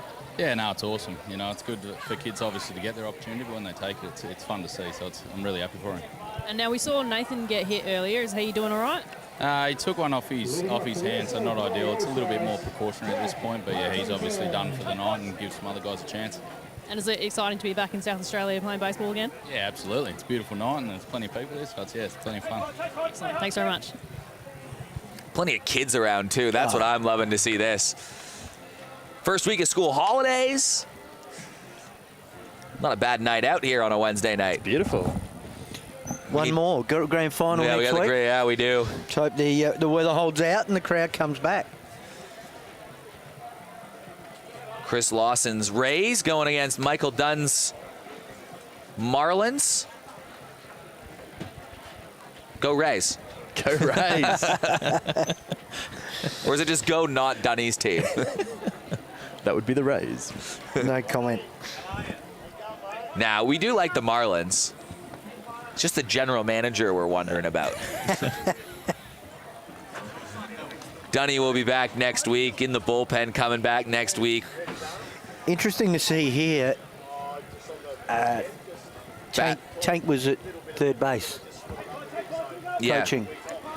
Yeah. Well, Tank. Dunny at first. So that's not normally a situation in the season. Not in the Giants. Well, here's, by the way, Jack Partington going against a pitcher he's never seen before in Jaden Basto. But you do say that. But Chris Adamson, he reckons, he was telling me, he probably coached maybe 200-plus games at third base this year. Okay. He was the third base coach in a couple big league spring training games with the Philadelphia Phillies. Was over there at third base as Partington goes towards center field. This one should be playable, held up just a little bit, and it's Max Stagg that makes the catch. So I reckon get Alex to have a chat about that. Is that going to be the new position for Tank? Is he going to call it from third base because he's seen something different, learned something, picked something up? Well, I don't know if Alex is down in the dugout now. She'll get there. Yeah. She's all over it. That's a great no question, doubt though. about her. But yeah, be curious just to get that understanding of what he picks something up that he can tell us. But yeah, over 200 games he was saying, coaching there, just when he was coaching, obviously, at High A with the Jersey Shore Blue Claws. What an opportunity that is to see a South Australia, well, we're calling him a South Aussie. He's South Aussie now. He's been here long enough, hasn't he? Yeah. He's done some pretty cool things in South Australia, baseball-wise. He's done a lot for South Australian baseball. So how cool is it to see a South Aussie do that in the big leagues? Just like if I do something cool overseas one day. I'm a South Aussie, Eric. That's right. We'll claim you. Gallagher watches that down low. Gally is having a par for the course season for him. Actually, he might be even having a below average season. He's hitting 344. Yeah, the down year for him with at the 4 minute. home runs and 7 RBIs in 10 games played. But his Kensington Cardinals are doing all right. Oh, the Cardinals are doing great. He's coaching the Cardinals. They've surprised a few people, not me. I had them finishing top 4, so they're in the top 4 spot right now. Gally's done an excellent job managing a team. He's the oldest player on that team. Him and Mike Bishop by about, a while. He's got a team of kids. They play hard. Gally's playing well. He's got 4 home runs, 7 RBIs. Don't rule out Kenzie's yet. I did interview him in a podcast in COVID, and it was in the last year in COVID, and it was when Darren Roberts moved to Golden Grove. Yep. Gully came in, and he just said, we're going to go about it a bit differently. I want to teach the kids how to play ball and how to go about it. And it was a real upbeat Gully, and the way he plays the game as well. He can play third, catch, hits, just loves to play the game, and he just wanted to teach everyone at Kensington how to go. And I think they really have surprised everyone where they're at. You didn't think they'd come this quickly, this far this quickly. Yeah, normally they would probably add another import pitcher or something to the mix, and then all of a sudden that lineup with a very deep pitching lineup, because already they've got Moselle and Moore and Carfora. I mean, it's they're a tricky team. They're going to be around the mark. There's no doubt about it. Only issue is going to be when they lose Maple, right? Yep. So that's a big loss. They lose in their Jackson lineup. Platten as well. Jack Platten, yep, lose him. So there's two key guys in their lineup, and it'll test their depth. Who have they got next to come up? Yeah, Sean Maple, the big one there. Cesar Perez. Basto looking pretty good right now. A good pitch, no unearned runs, or no earned runs, sorry. They're all unearned, is 2 that he's had in his second inning of work.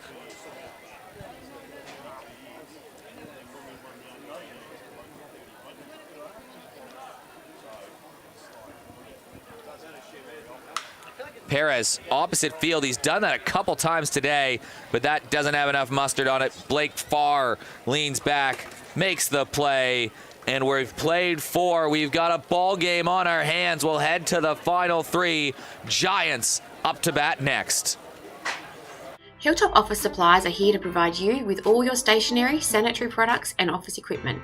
We are a local business servicing local communities with the ability to offer you and your business the best prices. We offer a large range of office supplies from pens, ink cartridges and toner to monitors, keyboards and laptops. If you can't see it on our website or in our catalogue, ask us and we'll source it for you. We have a partnership with Kaishira Document Solutions where you will find many leasing options available for these state-of-the-art units and plenty to choose from whether you have 5 or 5,000 employees. We offer businesses a one-stop shop for all cleaning, kitchen and bathroom needs. Check out our website at www.hilltopofficesupplies.com.au. Register your business to stay on top of the latest sales and receive member specials. We are baseball people here to support the baseball community.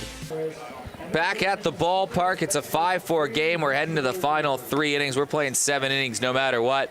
Beautiful night in beautiful South Australia on beautiful Ghana land. Chris Lawson, Scott Pratt, and Eric Ballnar calling the action for you. We're finally finding out, though, why Matt Hutchings was a late scratch from the lineup, and we can report that he's just doing the right thing. Yeah, close contact. Steph, his lovely girlfriend, and unfortunately, yeah, he's got to do the right thing and stay away. So well done, Hutchie, and yeah, disappointing. But that's COVID, that's the world we live in today. And a shout out to everyone that's been affected by it. He's not the only one, and our heart goes out to all those people that have been in lots of ways. Let's stay strong and battle through together as a community. Well, as All-Stars do have a 5-4 lead, they've been trying to fend off the Giants all night long. They had a 1-0 lead, a 3-1 lead, a 5-2 lead. Now it's a 5-4 lead. Giants finally had a blank inning. Only 1 earned run, though, on the day. Versus the All-Stars in the bottom of the 4th. Now we start the top of the 5th. Koki Yanazawa, if he can get on base here, it's a talented top 3 for the Giants. They can try to move the needle around.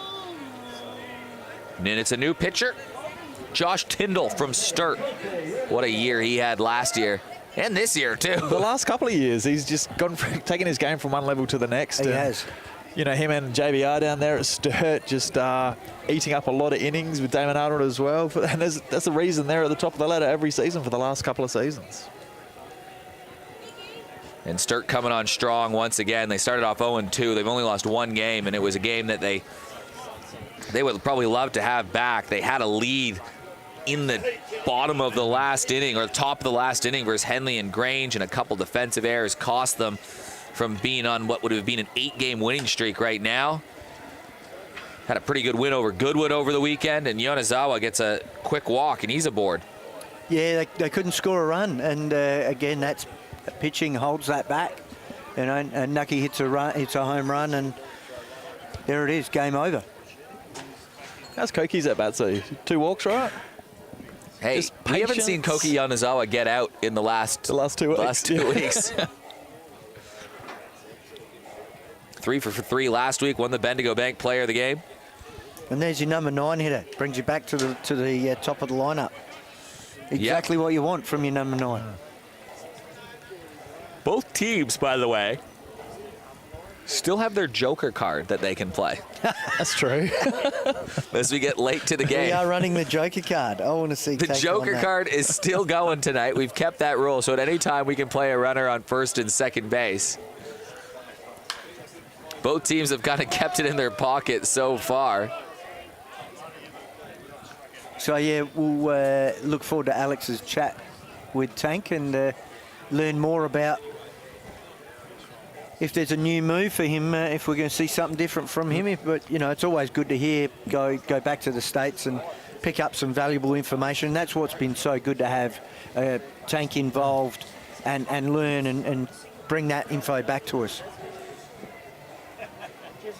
Yeah, he'll be running. He's already started training with the Giants on Monday nights, and little grumblings of a Giants academy going. And there'll be a few things happening this summer for players at that high performance level. Just because there's no ABL doesn't mean there's going to be no elite Australian baseball. Darcy Berry swings and misses. He's 0 for 3 on the day. How's the put-away pitch there by Tyndall, though? That's fantastic. That is a nice pitch right there. If we have a look, though, you know, there's some kids in this out here tonight. Barry, Bull, Areola, Stagg. You look on the All-Stars, there's Bushel. I know Jack Hutton's got a call up. He's around the place as well. So there's a group of young kids. Stead is here. You know, the list goes on. There's a group of the next level that need to get that time in that academy to learn from. You want them to be around those guys. Hit and run was on. Yanazawa gets to second, and it's a good thing he was there because Gallagher makes the play. And that's the development of the next wave coming through. Curtis Mead was that guy. You know, he spent his time in there. You know, Max Stagg, you can see his development.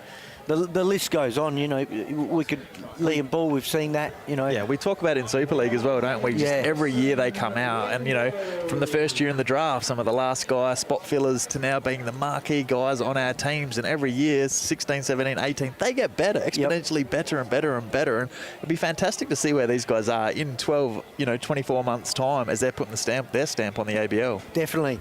And that's the pathway, you know. It's really important to have that pathway. You bring in a competition like the Super League that gives them that exposure, and they also get around it. You can see after the game they talk to each other and they enjoy that, and that's getting that next level up. Wingrove is 0 for 2. He's got a runner in scoring position in Koki Yanazawa right now, and Wingrove late to it, but he gets it fouled down the line.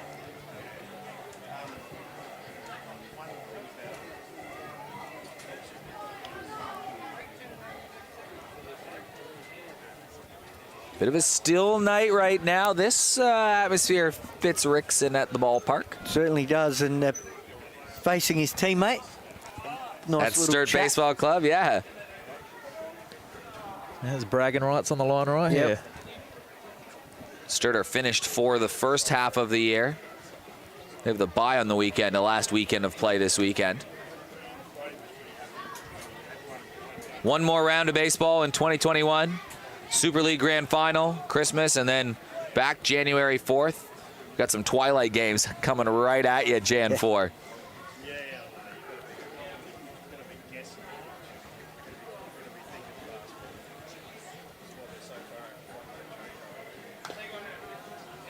You're heading off over the Christmas break, Eric. Last year, you went to? Was it Tasmania you went to? I did go to Tasmania last year. I just got back from Tasmania. Pratty?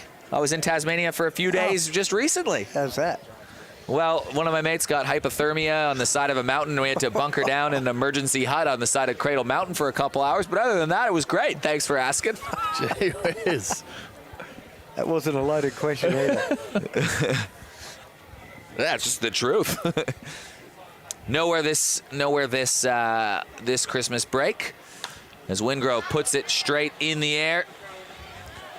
over into Giants dugout territory. Too far away to make a play. Now I'm going to hang around here. Maybe go camp in a couple days. We'll see. What about you, Pratty? You got anything on the Christmas break? I'm off to Streaky Bay. Oh. See well, the in-laws over there, catch some whiting. When I'm out surfing over near Barrie, I'm going to go out to Eyre Peninsula, go camping, and then work my way back down to the York Peninsula. When I'm out in the Eyre Peninsula, I'll come say down. hello, Pratty. Come down to Baird Bay and swim with the dolphins and the seals. Streaky Bay is a good place. Oh, yeah, cracking place. There's a couple beaches near there. You can camp right on the beach. Yeah, I'd like a bit more. I'm not Grizzly Adams. Out to the right side. Wingrove grounds out on a hard hit ball over to first. So Giants can't quite score. They still trail 5-4. We'll head to the bottom of the fifth. Hi guys, I'm Jez and this is Mark from Peak 24. If you're looking to get fitter, stronger, healthier, give us a call and come see us at 149 Marion Road, Richmond, or you can see us on Facebook, Instagram, and we'll get back to you real soon, or via our website, peak24.com.au. Hope to see you soon. Citadel IT is a managed IT services company, which means we provide support, backups, monitoring of your computer systems, and essentially just help small businesses keep their IT moving. Just visit our website, which is citadelit.com.au. Back at the ballpark, it is a 5-4 lead for the All-Stars. Let's get a vibe check down in the All-Star dugout. Jake Campbell joining Alex Meldrum. Down on player of the game the other week. You felt a little bit robbed? Oh, I wouldn't say robbed, but I put some good swings that night. But, hey, it is what it is. Jack fucking, I'm sorry, they got the win, so it is what it is. Yeah. How does it feel to be playing against the Giants team? Oh, this is unreal. There's a massive crowd out. It's like, this is so cool. So I'm just happy to be here and, just happy. Yeah. Real positive in spirits. Do you think it helps you get better at your baseball by being out here? Oh, absolutely. You're playing, even like the guys on my team, they're just full of superstars. Really playing against superstars. You want to, you're playing with this kind of level. It's really exciting. So it's really good. All right, cool. Thanks very much. Cheers. Jake Campbell has turned into one of my favorites in the local competition. But speaking the truth, right? You're around superstars, you're playing superstars. Want to beat the superstars. He's an all-star. There he is. Bish, how are you, mate? We got Sean Maple leading up, then another one of my favorites, Michael Bishop. Oh, he's everyone's favourite. Everyone loves the Bish. And Ty Forney will round things out. It's the bottom of the lineup that has done the damage, really, for the All-Stars. Ty Forney has been on twice. Is this Jack Hutton on the bump right now? We do have young Jack Hutton coming into pitch. I'm excited to see this. Jack Hutton making his debut. And it's a first pitch hit hard to center field. Max Stagg makes the play. And sitting behind us in the stand is Dave and Mark. Some Hutton royalty. Yes. Saw that great photo on social media on Sturt's page the other day of... In the Sunday Mail? Yeah. The three of them? All three of them. 70 years for senior Hutton at the Sturt Baseball Club. Michael Bishop up to bat. So great to see Jack Hutton get his first opportunity in a Giants uniform, a young up-and-coming player. He's just getting his first experience even at the D1 level locally because he is so young, but you can see that frame. He's shot up a lot in the last couple years, and I'm sure that, as a pitcher, Smokey, you'd be keen to watch him. He's big, though. How old? 16? 16. 16 years old, yeah. He is tall. And composed. How's the breaking ball right there? Tall and composed. 6'7". He's 6'7". I think he is. And he's 16. Yeah. How tall was his old man? That, I think. Hey, Chief, how tall are you, mate? How tall are you? How tall? That's Scott Pratt yelling to the stand to ask Mark Hutton, former big leaguer. Professional here. Just a big leaguer hanging out behind us at the commentary booth. He says 2 meters. 2 meters. So that's about 6'8" is what that is. So just dug up the article. If we just go back, first it was great-granddad, the late Harvey Hutton, then grandfather David Hutton, and next came Mark Hutton before Jack completed the historic generational run for Sturt and the Hutton family. That's Wow. so cool. 70 years of Huttons, right? Unbelievable. Ty Forney up to bat. So 2 of them behind us here. Jack One out Hutton, there. though, he's got the first 2 batters out to start this inning. What are you liking what you're seeing from him so far? He's big, he's tall, he throws strikes. He's throwing 83, 84, he's throwing his hook for a strike as a 16-year-old. Facing his mate. So he's got composure, he knows his release point, aside from that one running up him. That could have been intentional. But he's got his release point as a 16-year-old. He's only going to get bigger and stronger. Yeah, So we're talking 83, 84 plus right now, no doubt. I've only seen 2 or 3 readings, but a pinch hitter right now and someone that also has Jack broken Bushel. out this year, and Jack Bushel. So these 2 have grown up together. Hung out, So you've went seen to him a few school times? together, went to primary school together, it's a tactical move by Tank, you hung think? out you? together. Or by Simsy? Bushel has won 2 Bendigo Bank Player of the Games in Super League, is cementing his name as a Super League All-Star. He's got a couple hits off of Dusan Ruzic, and if you've been watching those broadcasts, we've made a little running joke there that he now has more hits than his old man had versus Ruzic in his whole career. And he's had 2 or 3 at-bats against him. And Bushel, a guy in those games that has just battled. Bushel v. Hutton. I think we'll be hearing a Bushel v. Hutton battle in the local club ball scene for a while, although you hope at the next level it's not V, it's together. Yeah.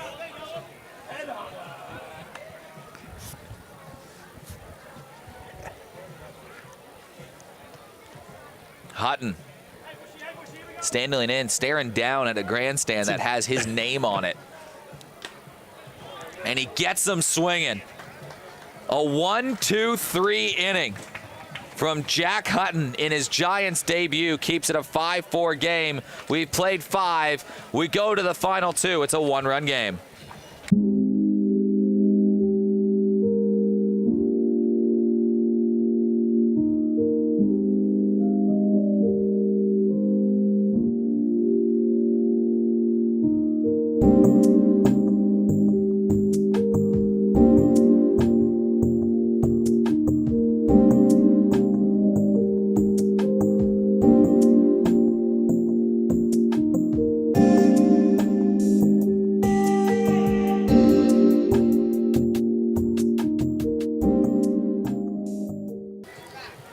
Well, it is a 5-4 game back at the ballpark. Jack Hutton, we just saw. We were just saying he's a dual sport athlete. Yeah, so this is always the battle with baseball players that come through. Like Curtis Meade had the same decision, right? Yep. Am I a baseball player or am I a footy player? Hutton's going to have that question too. And tonight he's supposed to be at Westies training. And instead he's out here pitching for the Giants. Very tough decision. I know, talking to Mark, he likes the fact that if he's in ABL, if he's in AFL, he's in Australia. He knows the challenge of going overseas, the loneliness, the battle, how hard it is to be overseas. Whereas he's seen it in the sanctum in the AFL, the care of nurturing the athlete. And AFL does that very well, right? Playing pro baseball, it's dog eat dog. It's a tough world. And Mark knows more than anyone else. Let's go to a guy that knows a lot about pro baseball, Chris Adamson, on the field right now with Alex Meldrum again. Yeah, we got Chris here. So there's a bit of conversation about coaching from third base. Can you just talk us through your strategy from that? Yeah, I mean, these exhibition games are a little bit different in the sense that there's not as much management from the dugout that's required. So, you know, playing matchups or game situation really dictating who we pitch. So a lot of that is premeditated to a certain degree. So it frees me up to be able to come out here and, you know, get a bit of a different vantage point, and also free Dunny up to go over there and help with the young base runners as well. So it's good to have someone like Dunny helping out these young kids as they're coming through? Yeah, absolutely. You know, surprisingly, he actually stole a few bags back in the day, and might be able to help some of these kids on their journey as well. So yeah, it's a really good opportunity for them.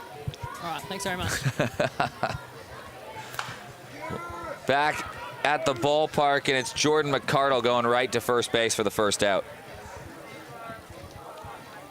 So the Giants' top 4 in the lineup are now a combined 0 for 12. all of the runs have come from the bottom part of the lineup. Mitch Edwards scored a run. He got on with a walk. And he's up to bat now. Who's that on the mound? We still got Tyndall out there? Or? I think it's Callahan. No, we got Nick Callahan, yeah. From the Adelaide Angels. He's been a revelation this season, taking his game to another level.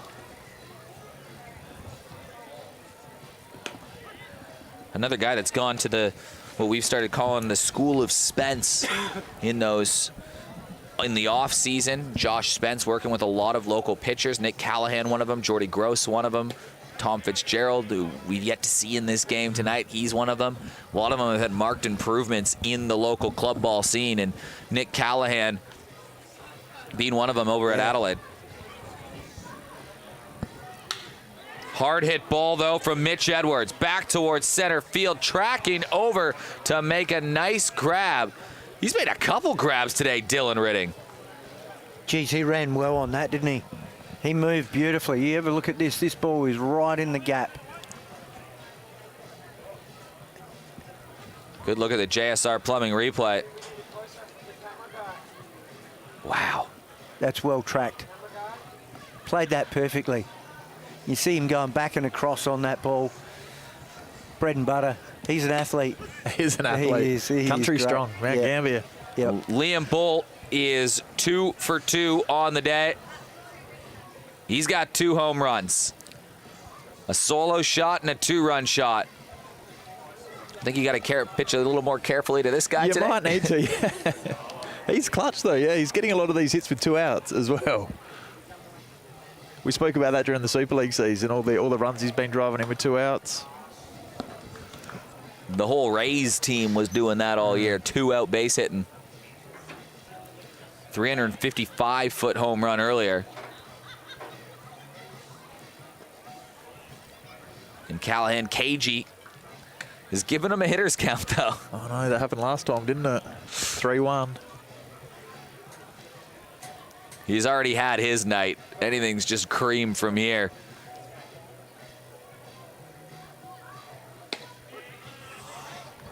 Brings it full. Kept it low. That's well laid off that. It's a good pitch and a good take. You know, that last time 3-1 and you took it deep.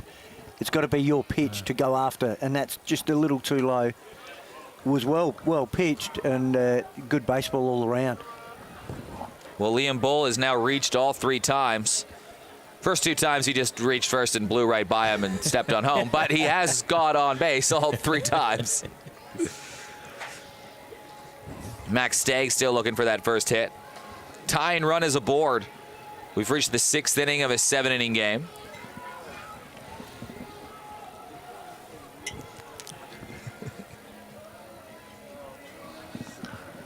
How's the service? I asked for it, but it is good. He was all over it. Max Stagg takes one on the inside.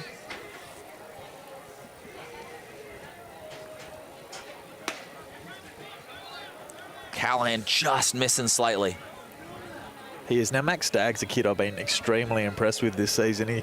He rode the bench for us a lot last year with the Rays, but he stepped up into that starting role this year. He's an anchor in the middle of that West Torrens lineup at the minute as a 17-year-old holding down that 4-hole spot. They think highly of him. Bones thinks highly of him at West Torrens, and you can see why. Like, he's a well-built kid, and he just looks like a baseball player, but he's fast. He's good defensively, and he has some pop for a 17-year-old. Yeah, it's great to see the rise of him. And I know early days he really worked hard to get to his game and put in a lot of work. And full credit to him. Again, he gets what he deserves, and put in the hard work, you get the results. And Maxie's done that and really delivered.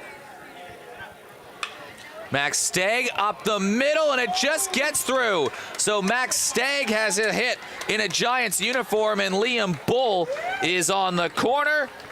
It's 2 runners on, and Max Stagg, that hit will mean a lot to him. How good is that to see? Bull gets a hit, Stagg comes up and gets a hit in a good battle as well.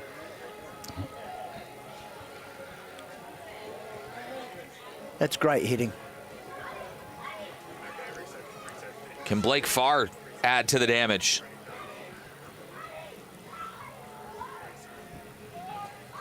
Simsy playing the matchups here, I reckon. So Callahan is done.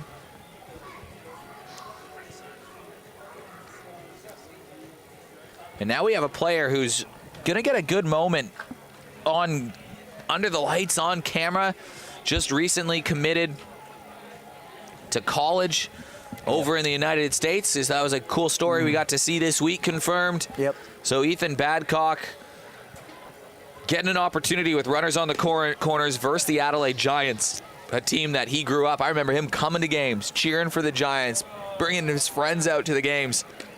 Well, he's going to college, and he can throw the ball pretty hard from the left side. He has some good stuff. He's got a good fastball, good hook.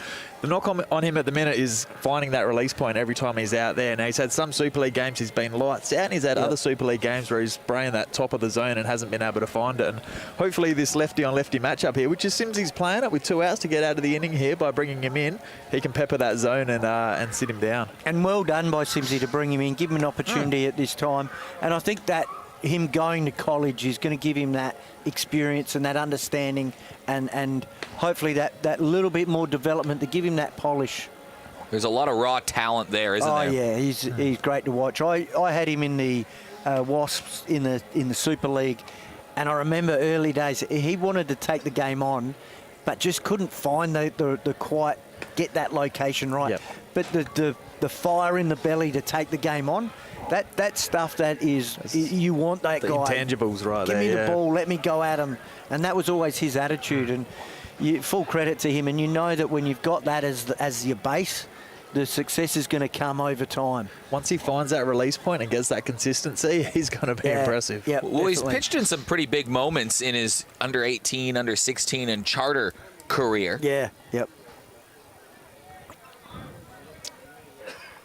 So Ethan Badcock coming in for the Super League All-Stars, going against Blake Farr.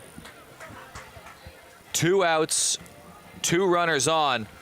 Giants need some more runs. It's a good take from behind the plate from Griffin Weber. Very well handled right there. Runner at third to keep that under control.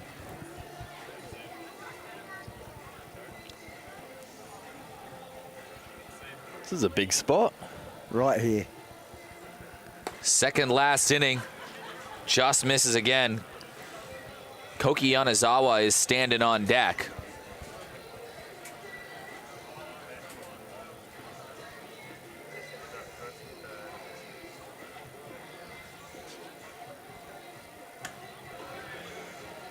Oh, just struggling to find that point right now.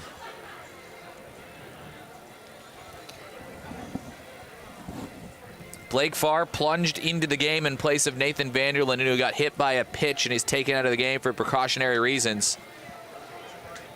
And Farr reaches. So the bases are juiced for Koki Yanazawa, who's got 2 walks on the day so far. A late addition to the Giants lineup here. And now Koki Yanazawa has a chance to be a bit of a hero for the Giants. He doesn't get out, does he? And this is where Ethan's got to just take a deep breath, get composed, and then just come straight at him here. And sometimes, like we saw 4 fastballs then around the zone. Sometimes it's go to that off speed perhaps and try and find it. Yeah, that's a good point there, Smokey. At times you can just get yourself too fired up, can't you? And you know with your off speed, you're more in control, aren't you? Yeah, and that focus is there. You're correct. Well, now he's got to protect because a walk here doesn't do his team any favors. It ties the ball game.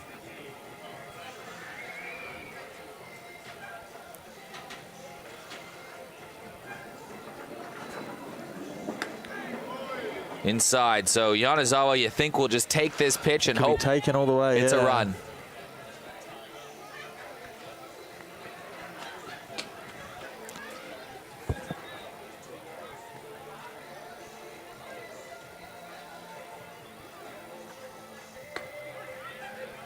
Well, big strike. There we go.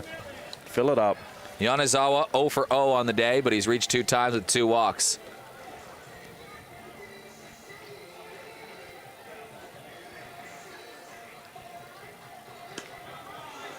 And that walk is going to get him an RBI. So Koki Yanazawa, his 3 plate appearances with 3 walks.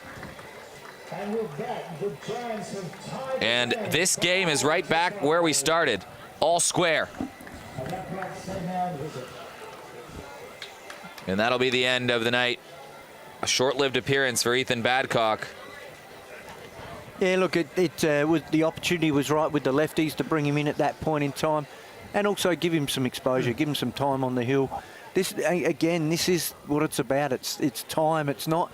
You're not judged on this. You get out here. You get an outing. You work on it. You have a look on the TV. You have a look at what you've done, what you can do better, and work from that and use it. We've seen guys come through this that have all had the same. Yeah. And it's the learning and it's the development, and it's what makes this such a great experience for a guy like Ethan and many others. Yeah, you're right. He's a young kid. There's a lot of young kids out here where they get better and better, and every year they're going to get better. And you're right, that outing there, he's going to be more comfortable the next time he's under the bright lights in a situation like this. Well, you think the game plan from Chris Sims would have been bring in the lefty-on-lefty matchup, get the out, get to the final inning with a one-run lead, and bring in maybe the best arm you've got in the pen, and that would be this man that's throwing right now, AJ Verastigi, formerly affiliated in the minor leagues. He's pumped here. He is. He's up. He is pumped, ready to go out here. He's got his fan base out here. Yeah. And it's a big crowd. Like, there's a good number here. Well, AJ, a former minor league player, he is the strikeout king by a mile and a half right now. Yeah. He's got 78 strikeouts, I believe. 80? Yep, I've got 80. 80 strikeouts. The next closest is, I think, 50 and or something like another that. 14 in the Super League. Yeah, so he's almost up to 100 strikeouts on the season. He is having a huge year. He makes guys miss. He's a fun pitcher to watch. He misses bats. He's got that electric fastball, you're right, that tailing fastball there, but then he's got that slider that starts to the hip and comes back and freezes batters. So he's got some good stuff. He misses bats. He runs his pitch count up there too, so hopefully we can get him through an inning and a third here and keeping this game close. But he's going to be exciting to watch, and I can understand the game plan from Simsy by saving this guy for last. Yeah, definitely. And interesting, we saw him a couple of weeks back. He wasn't like this. He wasn't as sharp as this. He was tired. He'd come off a outing on the weekend and wasn't quite right. He looks super sharp here and looks fresh, and he's ready to take it on. And a great opportunity here. You know, he's a pro bowler. He wants to play. I'm playing against an ABL team here. I want to have a crack. I want to show you guys what I've got. That's right. Darcy Berry 0 for 3. It's the top of the lineup for the Adelaide Giants. AJ Verastigi comes in with bases loaded. He cannot afford to allow another run to put the Giants back in the lead, or give them the lead for the first time, rather. Giants have been down all game long. They've kept clawing back. They just have not seized it. It's been an entertaining one. Partington created magic on the base pass to give the All-Stars a 1-0 lead. Liam Bullitt his first of 2 home runs to tie it up at 1. Giants a checkered of unearned runs, and they were down 5-2 after 3, but Liam Bull made it 5-4, and we just saw Kogi Yanazawa draw his third walk, and it was a bases-loaded walk. And now it's a 3-0 count coming into Darcy Berry. Are you tempted to swing the bat knowing it has to be a strike? I don't think so. No? Not at this level, unfortunately not. You'd love to see it, the excitement of it all, but he's got to draw him. And he does. Yeah. You got to make him earn it at this point in time, and don't give him a free opportunity. You know, that ball ran in a little. Darcy swings at that. That could be a ground ball double right off play the fists, right there, and all of a sudden you've got a cheap out, a cheap innings. As an 18-year-old, trying to make his mark in this level, you want to show that you know the fundamentals of the game. That's and right. I guess the basics of the game there is. Well, fellas, we have in the lineup Riley Moore, who's played for the Giants, and he is, won a College World Series. Rickson Wingrove, his accolades are known in the ABL. Jordan Mcardle, Mitch Edwards. Here's the players that have made an impression so far. Liam Bull, 2 home runs, 3 RBIs. Max Stagg, he's got a hit. Koki Yanazawa has an RBI and a base on balls. This goes right back to Verastigi, and that will end it. But he's got an RBI. Darcy Berry has a walk and an RBI. It's all of these newcomers for the Giants that are accounting for the runs, the offense. This is exciting to see, and it's great for those kids to get this opportunity to be able to do this. And I'd also like to say that the fact that they've come through the Super League, and this is just another time out. They're not overawed by it. They're grooming themselves up to to take this challenge and to be a part of this experience and just walk through it. An inning and a half to go. We'll be back after this.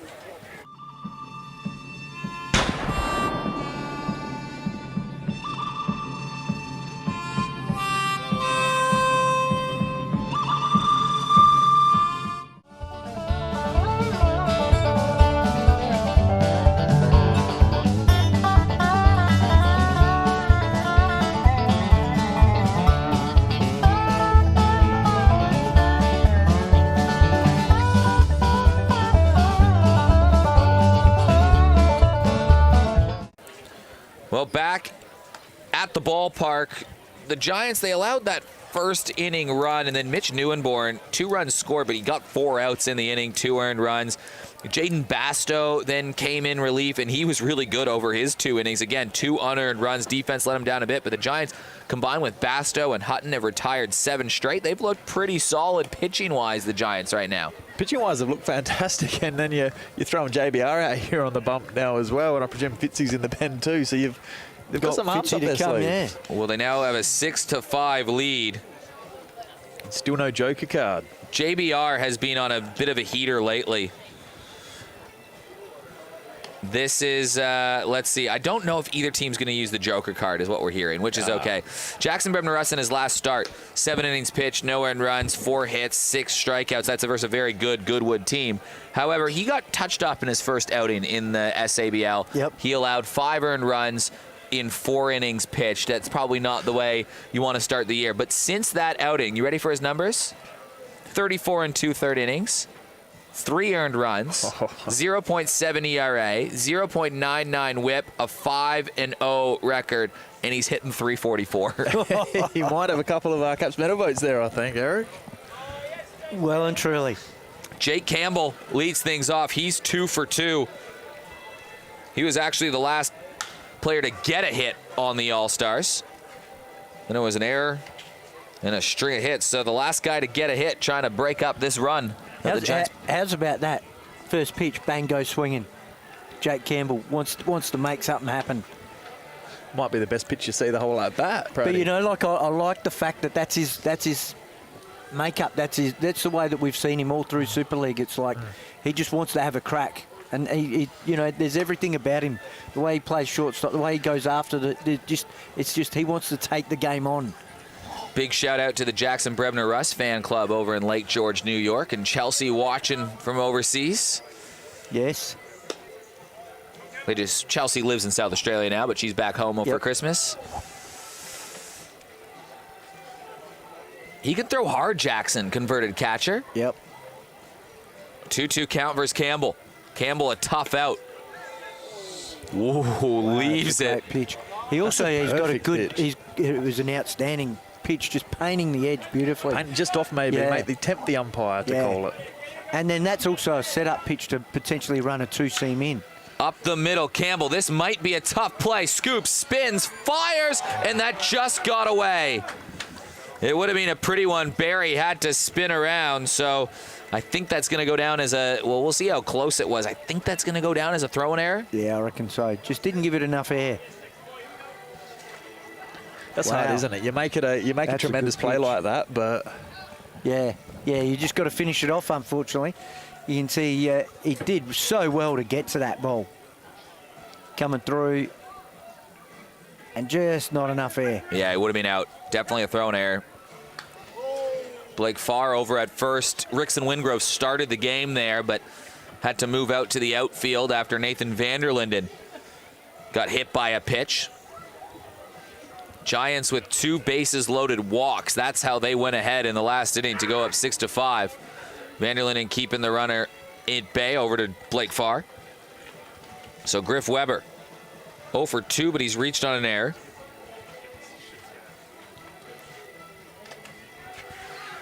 Runner going, and it's in the dirt, so Jake Campbell with a stolen base to his name. He can do it all.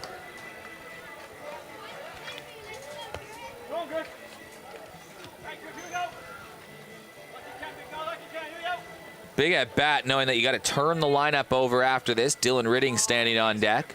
Well handled by Edwards too. Just kept that ball nicely in front. This game's got a bit tense all of a sudden. Hard hit ball over towards shortstop, sliding to make the play. Barry across the diamond makes a play. Wow. Redemption for Darcy Barry. A fantastic sliding stop, an even better throw, and he gets the out. JSR Plumbing replay.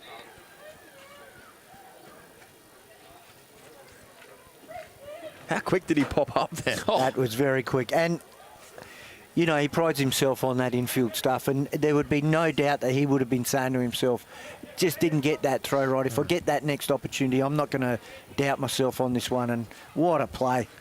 Dylan Ridding, first pitch swing, chops it foul. That is an outstanding play. This will be a cool angle.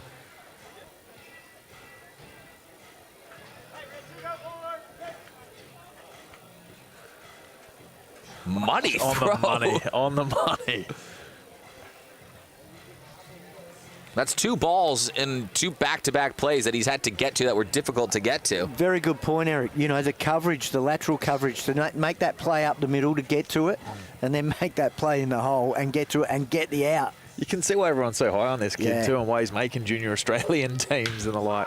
Hard hit ball from Ridding, back to right field. It could be trouble, but it's going to fall just short. That's Jordan Mcardle, runner tagging. It's a play over at third, and they got him. What a relay, what a throw, and the tying run is taken off the base paths. A huge defensive play for the Giants. It was Darcy Barry again with that turn. Campbell just didn't quite get back there in time, I don't think. Well, you'll see Campbell touch up right here on just off the side of your screen.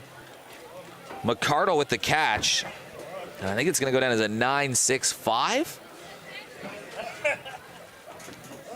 How's the throw? How's the camera work? How's the camera? Bang. Bang. Strike. 2 great Liam throws. Bull getting the tag down too, and he's fired up.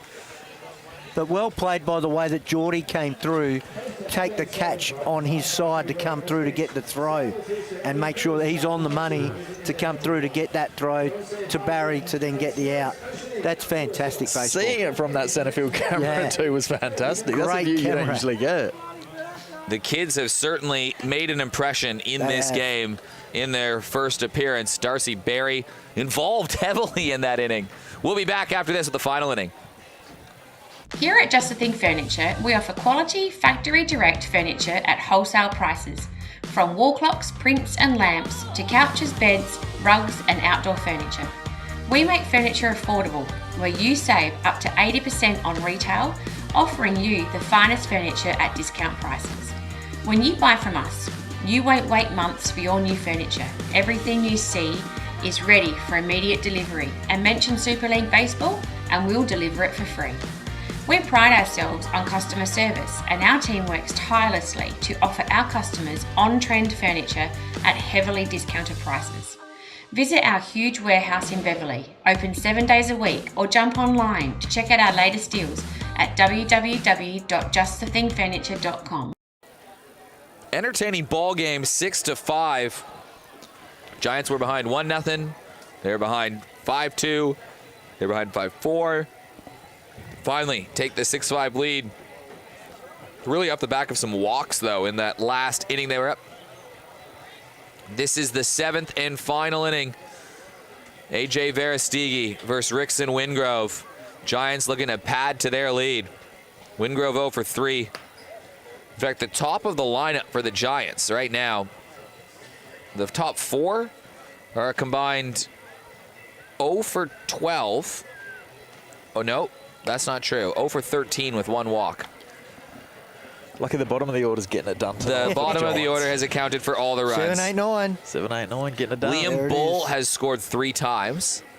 Superstar. 2 off the back of a home run. I think he might be in a pretty good position in terms of the player of the game right now, Liam Bull, with a couple home might runs. be with the Giants up here, but you never know. These All-Stars, Pardo could come up in this last inning and put his stamp on the game. He's got a couple of knocks, so... But you can't script it any better, right? 6-5 going into the last. Perfect. Although Rickson Wingrove might want to change that. This hard hit to center field, it just dies to Jack Partington. Let's check in with Alex Meldrum, a guy we haven't heard from on a Wednesday night. He literally just was texting all of us saying, why isn't he on the airwaves yet? So here he is, Michael Dunn. Alex. Yeah, he just wants to talk, doesn't he? Hi, guys. Hey, Dunny. How's it going over there? Are you having a good night? Where is he? Can he see Yeah, us? Dunny, we're having a great night, Where are mate. you? How are you you're going? at first base, mate. Yeah, he thinks he knows what he's doing. No, that's a lie. I got no clue what I'm doing over here. First time for everything, though. He's not even watching the game. Yeah, he hasn't been watching it probably all Ball night. comes over here, though. I'm throwing Alex in front of it. If it hits her, it doesn't hit me. How's he feeling out on the field? How does it feel out here? Yeah, it's good to be back out here. You know, everyone's loving being out here. Mcardle looped over towards right field. That falls in for a base hit. There for Mac. So, but no, we're all loving being out here. We're just all upset that we couldn't do a proper ABL season, but we're happy to be out here and do what we can and get the guys some work and try and work for some jobs in the off season to play indie ball or go over and do some other stuff. So we're happy that we can get some games in and try and help them out in any way we can. What's his impression on the kids so far? What's your impression on the kids playing today? Oh, well, that's what it's all about too. So trying to get some kids out here and get some experience of playing at the highest level. It's a bit different to club ball. It's even higher than Super League, right? So, and how good's Liam Bull?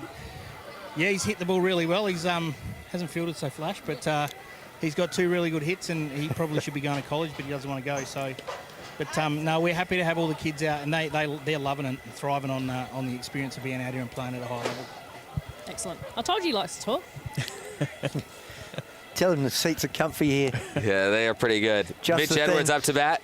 Just the Thing Furniture Warehouse providing us some beautiful seats that we've been cozied up in all night long. Fantastic supporters. Mitch Edwards up to bat. Jordan Mcardle just had a hit previously. He was 0-for-3 entering the... I could have told you he was going to get a hit. Law of averages suggests that Jordy ain't going 0-for-4, just like Mitch Edwards probably ain't going 0-for-3. He's got a walk, and now he's got a base hit, and it's back-to-back hits finally from this Giants middle of the lineup. And look who's up. Liam Bull. Liam Bull. This could be an exclamation mark, if anything. AJ's got some good stuff out there too. He's 88, 89 fastball, which is high in I guess the local league. That's good velo. Mixing in with a 78 off-speed pitch, Pratty. And he's got movement on every pitch. Like nothing just comes. It's not like a four-seam just straight down the middle. It's everything has some move. Everything is a challenge to hit. And he's throwing anything in any count. To bully, little hook. Yeah.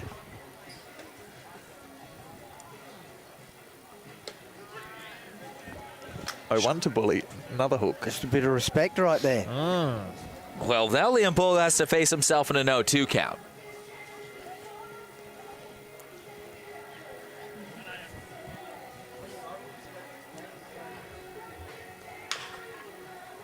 Bull chops a foul, stays alive.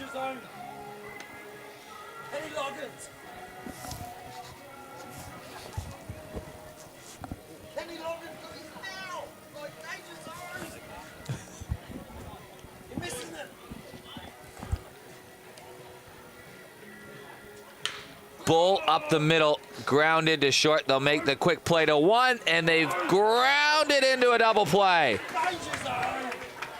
So Liam Bull has 2 home runs, but he did ground into that double play, and the All-Stars keep it a 1-run game. You see there that fastball just tails in. That's very hard to get your hands through that and gets that ground ball. Just got him deep inside. Just enough, wasn't it? Just enough velo on that to get him. And that's what AJ does really well. Well, we'll keep it right here as we head to the bottom of the last inning. 6-5 game. This is exactly what we wanted to see. And coming on in the mound right now, Tom Fitzgerald. He's had an excellent club ball season. Numbers with around an under 1 ERA. It's like 0.79. He's got high strikeout rates. He has looked like a different pitcher this year, and we'd love to see him do it in a Giants uniform. Oh, most definitely, and to save him for last in a 6-5 ball game with the Giants having the lead to try and lock this down for him. With Partington, Gallagher, and Perez. With the guts of the order coming up. This is what you want to see here.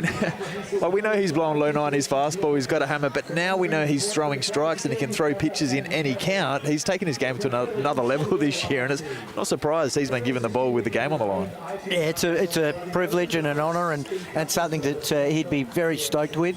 And now, the thing is he knows he's got a job to do. And he keeps learning. Like I talked to him Tuesday night. He made a pitch off, Nucky hits him for a home run. Yep. That was pretty much the game.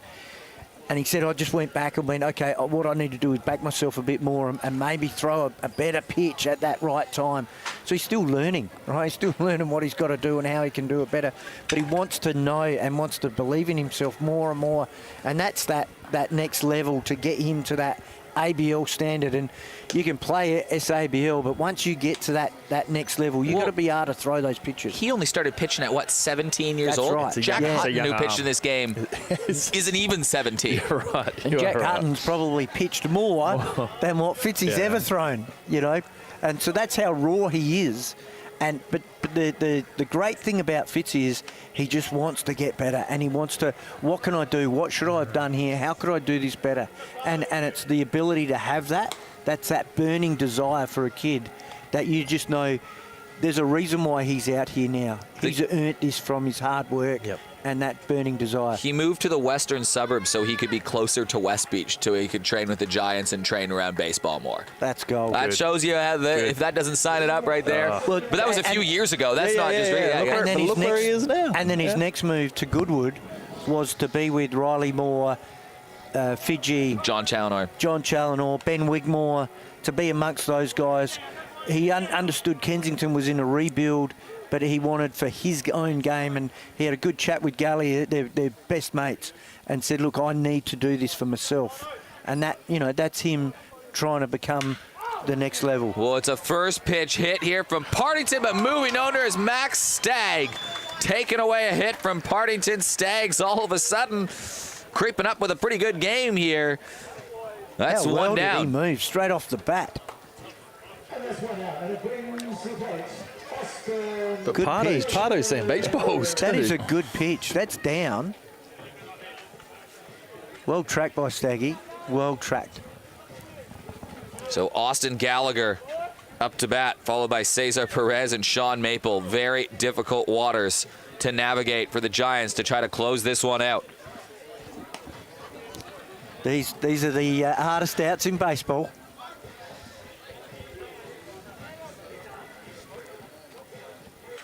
Giants scored 2 in the 5th on the walks. Or in the 6th, rather, to put them up. Fitzy was looking for the call.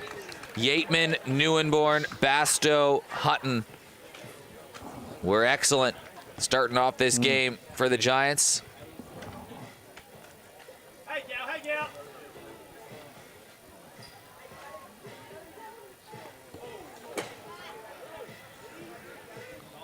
What's good to see is this 6-5 as the score, right?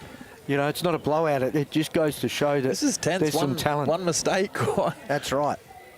Barrel a ball up and she's tied up. I'm sure there's nothing more that this SLBA All-Stars team would love to do than to walk off the Giants at home. Gallagher up the middle versus his former teammate. Bull grabs it to first, makes the play. Wow. Liam Bull on the shift. Take that, Michael Gunn. I know. I think he heard him. I think so. That's a classic. And takes a really nice ball. That had a little bit of a kick on it. I reckon it's this one here. Just got him. Curved a bit to the right. Well handled. Like that's not an easy play. Had he been that bad defensively? What? No, dummy. See that kick. Well, Cesar Perez, the last hope for the All-Stars. Well played, Liam Bull. Well played. And get the ground ball, Fitzy.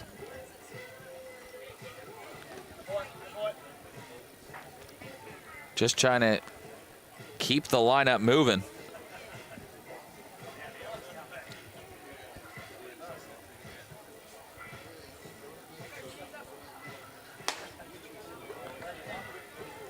Well, Mitch Edwards is going to run out there and try to settle Fitzy down. Yeah, 89 coming in there. Bit of high heat. And that was probably a try to get me over fastball too, so he that's wasn't right. rearing back on that. That's a That was a gentle Fitzy 2-0 Yep. fastball to try and get back in the count. Well, got to be careful here. Don't want to put the tie-in run aboard, and that's exactly what he does. So the All-Stars get the tie-in run aboard. And we'll have a pinch hitter.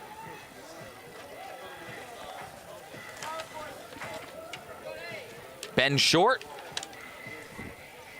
Cool opportunity for him. Hitting .333 this year with Southern Districts Baseball Club. You got Short, you got Bishop coming up. The game's right here for the All-Stars to steal.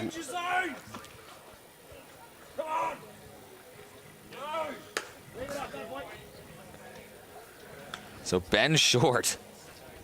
His sister Sarah played in the women's All-Star game earlier. Proud moment for the family. Ben Short can try to do his part in trying to tie this game. Fitzgerald lost the strike zone just a little bit here.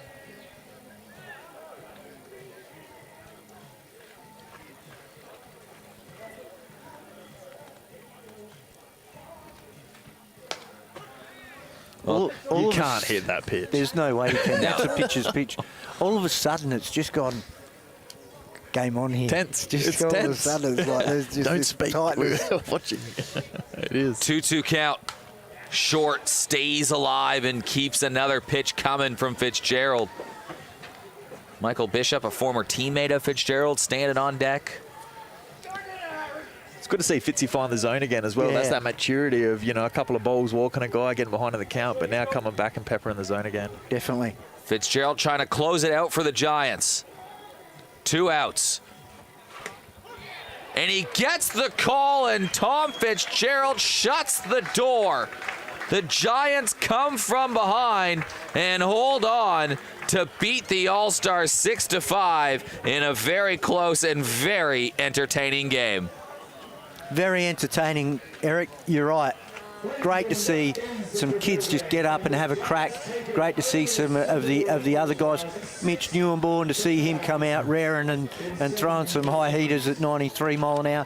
Fantastic to see guys like Jack Hutton, Riley Yateman.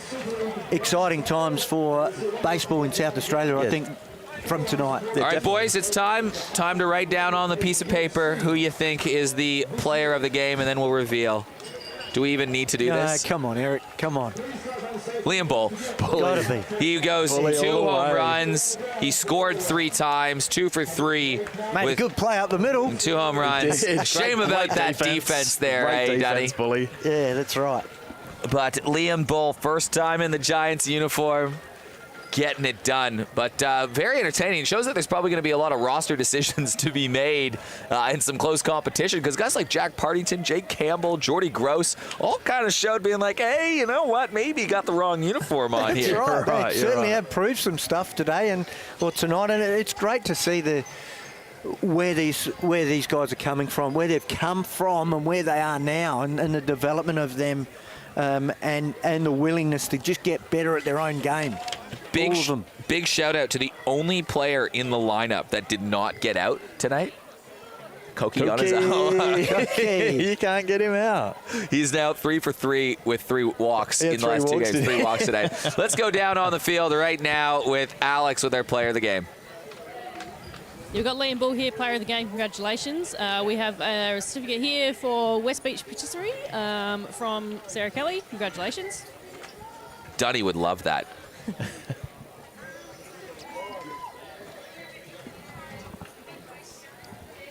I was there on the weekend. They're good. Great coffee. Congratulations. How did it feel? That whole game was pretty impressive. Yeah, it went by pretty quick. After the first one, I was a bit excited, a bit up and about, and then just tried to keep a level head. Went out with my second at bat, did it again. So I kind of blew my mind, I think. I didn't know I had it in me, but hopefully there's more of that to come. Good. Have you changed your at bat slightly? I feel like your stance is different this week. Yeah, definitely. I've gone a lot taller. Helps me to adjust to off speed and stuff. So when I would just struggle to fight off the off speed, now I can fight them off and get the pitch that I'm looking for. And the fielding, that last little dig there was quite good. Oh, thank you. Had to make up for that earlier one. Yeah, Dunny was on your case about that. Yeah, always. All right, congratulations. Well, boys. Good job, Bully. Very entertaining game. 6-5. Giants come away the winners, but the All-Stars put up one hell of a fight.